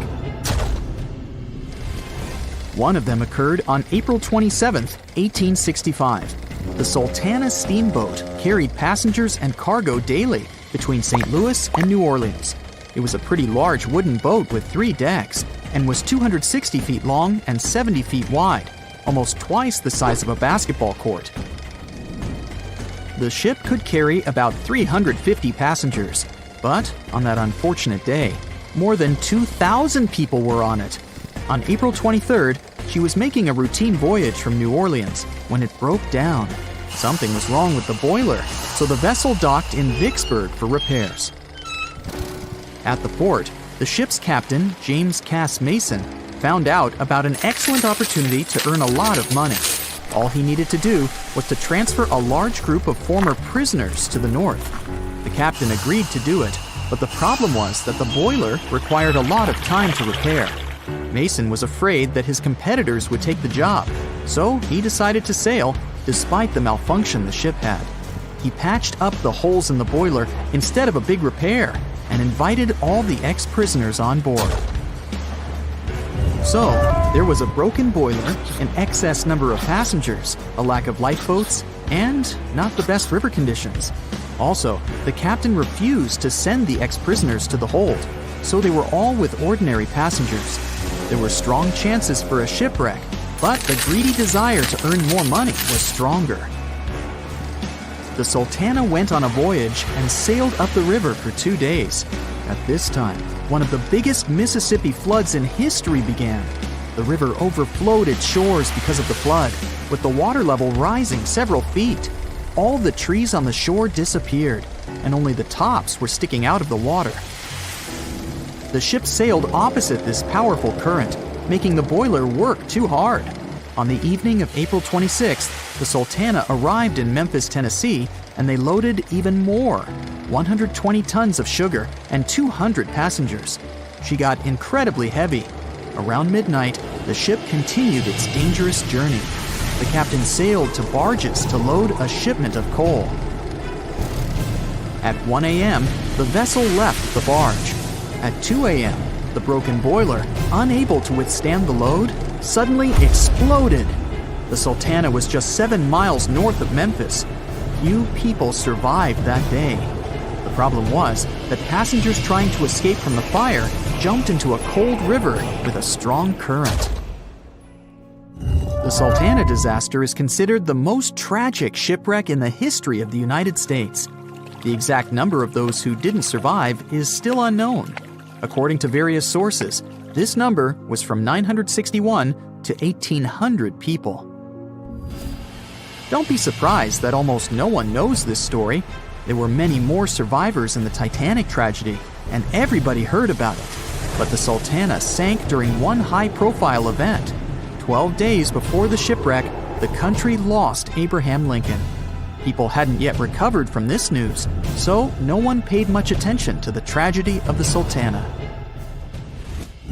Many catastrophes happened quite recently by historical standards. One of them occurred in 2002. The ferry La Jula was a Senegalese vessel. The ferry sailed twice a week, mainly along the coast of Dakar, carrying passengers who traded mango and palm oil. It made daily voyages and never faced severe problems thanks to modern rescue equipment and good repair service. But one day, the ship's crew discovered a malfunction and sent the boat to port. For almost a year, La Jula was in a non-working condition, awaiting repairs. but it didn't get high-quality service. After poor maintenance, the ferry set off on its last voyage. On September 26, 2002, La Jula sailed between southern Senegal and Dakar, and at 11 p.m. headed toward Gambia, where a strong storm began. The wind raised high waves, but this wasn't critical for the large passenger ship unless the number of people on board didn't exceed the established norm. La Jula was supposed to carry about 500 passengers, but had many more people that day. Too many passengers, poor repairs, and a strong storm caused severe problems for the ship. But the main factor in the shipwreck was that La Jula was only built for sailing in coastal waters, but that day, it sailed far from the shore. Big waves started rocking the boat, and at some point, it just turned upside down. The ship's deck went underwater, and its lower part stuck above the surface like an iceberg. All the passengers sitting in cabins fell on the ceiling and lost their orientation in space. There were no holes or damage in the ship's hull, and water flooded the lower decks for a long time. The vessel stood in a twisted position for several hours. Then, the boat began to sink when the water seeped through the deck and hold. The ocean was warm, but no one came to save the passengers. People had to wait almost 4 days to be rescued. Unfortunately, only a few managed to survive. The Philippines is a very dangerous area for ships. This place consists of several thousand islands and a vast area with shallow water. Ships can run aground and damage the hull with reefs and pitfalls. On September 20th, 1987, one of the most terrible disasters in navigation history occurred there. A Philippine passenger ferry called Dona Paz left one of the islands and sailed toward Manila. The sun was shining, the ocean was calm, and the visibility was good. But for some reason, the crew members didn't notice how the tanker Vector was approaching them. The two ships collided at low speed. The collision wasn't strong, but the problem was that the Vector had tons of oil on board, and the Dona Paz crashed into the cargo hold where that oil was stored. So it spilled all over the ocean, and then a spark slipped through. Not only did the two ships catch fire, but also filled with water. Both ships sank in a matter of seconds. Only a few dozen people survived that disaster. On September 27, 1854, the passenger ship Arctic sailed from Liverpool to New York. The fog came rolling down, and visibility got really bad. Another boat appeared out of the thick white haze, the French steamer Vesta. The ships were close enough to each other that a collision was inevitable. The French vessel was smaller, so it seemed to the Arctic's captain that Vesta had received a lot of damage. And while he was staring at the other ship, his boat got quickly filled with water. The captain gave the order to sail to the shore as fast as possible, but the ship's engines stopped working because of the flood. Then the ship's crew started to lower lifeboats with women and kids.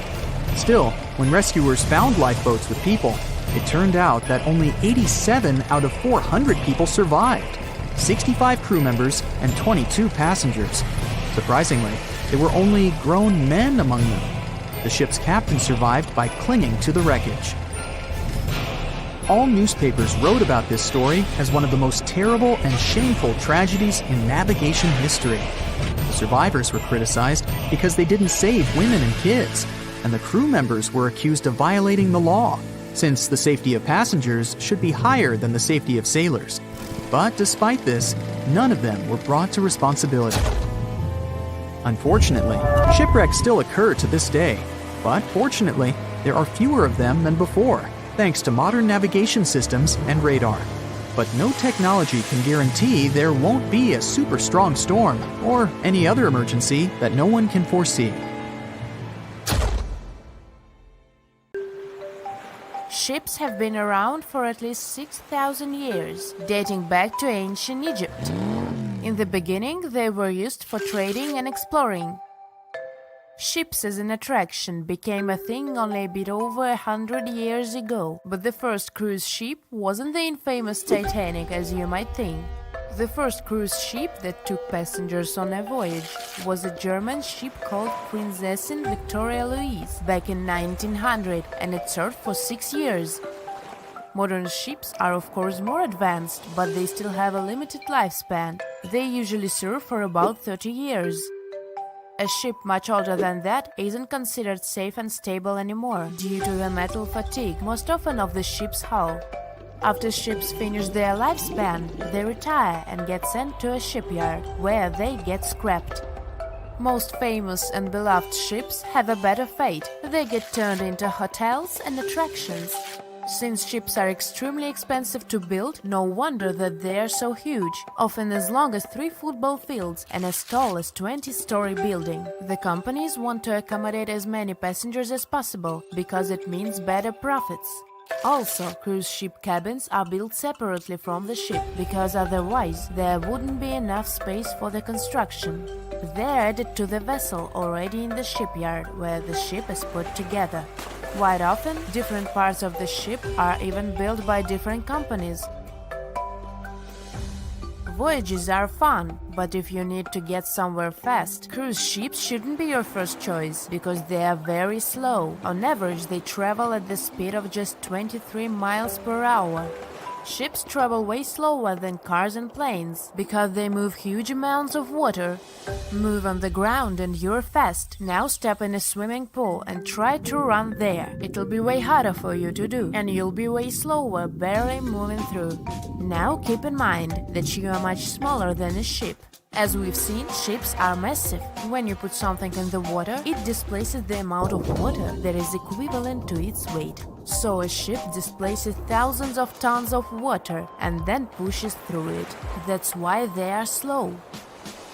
Such huge ships sure have big anchors. An average anchor weighs like 4 grown-up elephants. The crew members try to avoid dropping the anchor when it's possible, because such a massive thing can severely harm the ecosystems at the bottom of the sea. When boarding a ship, the first thing we have to notice is lifeboats. The Titanic was designed to carry 64 lifeboats, but it only had 20 of them. The rest is history, but ever since what happened to the Titanic, ships are required to have safety equipment to accommodate 125% of the people on the ship. So, it's even more than required, just to be on a safe side. But here is the story. In 1915, 3 years after the Titanic sank, a cruise ship called SS Island, which was loaded with extra lifeboats and rafts, sank under the heavy weight of all that extra equipment. But don't worry, it never happened again. Even though modern cruise ships are very safe, it's good to be prepared. So let's take a look inside one of those lifeboats. Firstly, they are orange in color, and it's not just some orange. This one has a special name, International Bright Orange.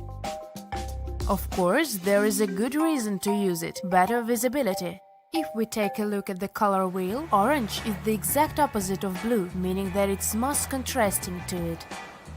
So, in between the sea and the sky, which usually appear blue, an orange boat will be the most visible. Life jackets and life preservers are orange for the same reason, as you might have guessed. But International Bright Orange only became a requirement in 1962. Before that, the life jackets were mostly white. For example, look at those life jackets. These are the ones that were used by the passengers on the Titanic. But white isn't a good choice at all. It's particularly hard to spot a white life jacket and a white lifeboat on a white-capped sea. All the equipment inside the lifeboats must meet international requirements and must be kept in good condition. So, the crew members are required to do maintenance every 3 months to avoid any rupture and damage of the lifeboats and everything in them. Firstly, there is a fresh water and food ration, for obvious reasons. Then there is a portable compass, which helps determine the direction in which to steer it. The next thing is a signaling mirror. It's a device that allows the light to attract the attention of passing ships. A less expected thing inside is an embarkation ladder, a rope ladder with wooden or metal steps that are used to ascend or descend from one ship to another. And finally, there is a first aid kit. All cruise ships pick up stranded sailors and fishermen, and that happens quite often. So don't be surprised if your cruise ship stops in the middle of the sea to pick someone up. It's common practice. Ships can even change their course to pick up some stranded sailors if they get a distress call. Have you noticed that all ships, both cruise ships and container ships, always have the bottom of the hull painted red? Yes, it's a thing. In early times, when ships were mostly made of wood, sailors were painting the hulls with copper paint because it was protecting the vessel from wood-eating worms, barnacles, and seaweed. The copper was the ingredient that was giving the paint that color. All this muck wasn't only impairing the vessel's structure, but was also increasing the drag, preventing the ships from moving as fast as they could have. So, protective paint is important to reduce the number of barnacles that get accumulated. These days, of course, hull protecting ingredients can be added to any kind of paint, and there is no practical need to paint the bottom of the hull red, but it's still being done to honor the old tradition. Still, even the most modern paint doesn't allow to completely avoid the growth of barnacles on the hull. Also, most ports don't even allow you to scrape those off the hull once you dock. That's because the ships that arrive from faraway waters can bring along non-native species of seaweed and other organisms which can severely harm the local ecosystem. Crew members sleep in that lower part of the ship, the underwater one. It's called a B-deck, and there are dorm-style rooms in the hull just for the crew members. Also, you might have noticed that there are numbers painted vertically on the side of the hull.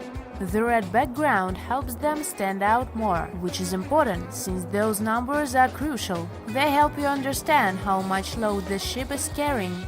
The more weight there is on board, the lower in the water the vessel will sit. If you watched movies about pirates or heard sailors talk, you might have noticed that the ships are referred to as she and often have female names. It is an old tradition to consider a ship as a female figure, most often a mother or a female deity that is guiding and protecting the crew. It is also believed that the name of the ship brings good luck to the ship, as well as to the crew and the passengers. People who spend their lives in the sea have many superstitions regarding boats. Finding a cat aboard is considered good luck, even if the cat is black. They are very handy because they hunt mice, therefore keeping the ship clean and safe. But bananas aboard is a no-no. It's especially common among fishermen. They believe that if there are bananas in the boat, the fish won't. There's a stretch of water that even the most experienced explorers fear. No matter what season you choose to cross it in, you risk meeting face-to-face with waves that can reach as tall as the Hollywood sign. I'm talking about the Drake Passage, the waterway connecting the Pacific Ocean to the Atlantic Ocean, stretching from Cape Horn at South America's southernmost tip to Antarctica's South Shetland Islands. It's about as wide as the distance from London to Berlin and takes up to 48 hours to cross. Some sailors compare getting on the other side to going to the moon. That's how challenging it is. Even the man who discovered it, Sir Francis Drake, never sailed these waters because they seemed too dangerous to him and opted for a calmer, although longer, Strait of Magellan. The passage took the lives of around 20,000 sailors and over 800 ships. Tourists who want to see Antarctica cross the Drake Passage on a regular basis, although it's still often called the world's most terrifying ocean crossing. The Antarctic Peninsula, where travelers go, isn't really part of Antarctica itself. It sticks out and points towards South America like two fingers almost touching it. The water gets squeezed between these two land masses, making strong ocean currents. The passage is part of the Antarctic Circumpolar Current, the largest ocean current on Earth. The water rushes through the passage at a speed between 95 and 150 million cubic meters per second, which makes it rougher. And then there are winds that usually blow from west to east and are very strong between 40 and 60 degrees latitude. That's why those areas are called the Roaring Forties. furious 50s, and screaming 60s. Land slows down winds, which is why storms hitting Ireland and the UK get weaker as they move east. But Drake's latitude is the only place where winds can blow all around the Earth without being stopped by land, so they keep getting faster. These strong winds turn into huge waves that can hit ships really hard, normally around 13 to 16 feet tall. They're much higher than waves in the Atlantic. Drake Passage also has underwater mountains that you can't see. The huge current squeezes through this narrow passage and causes waves to crash against these mountains underwater. These internal waves create whirls that bring cold water up from the deep ocean. So it's not just rough on the surface, the water is wild all the way down. The first sailor managed to sail around Cape Horn and through the Drake Passage in 1616. It was a Dutch navigator, Willem Schouten, in 1616. But the most famous attempt to cross it was undertaken by Sir Ernest Henry Shackleton on his ship named Endurance. He and 27 of his men set off from South Georgia, aiming to reach Vassal Bay in Antarctica. But things didn't go as planned. On January 19, 1915, their ship got stuck in the ice. And by October, it began to sink. They camped on floating ice for 2 months before sailing lifeboats to a remote, icy place called Elephant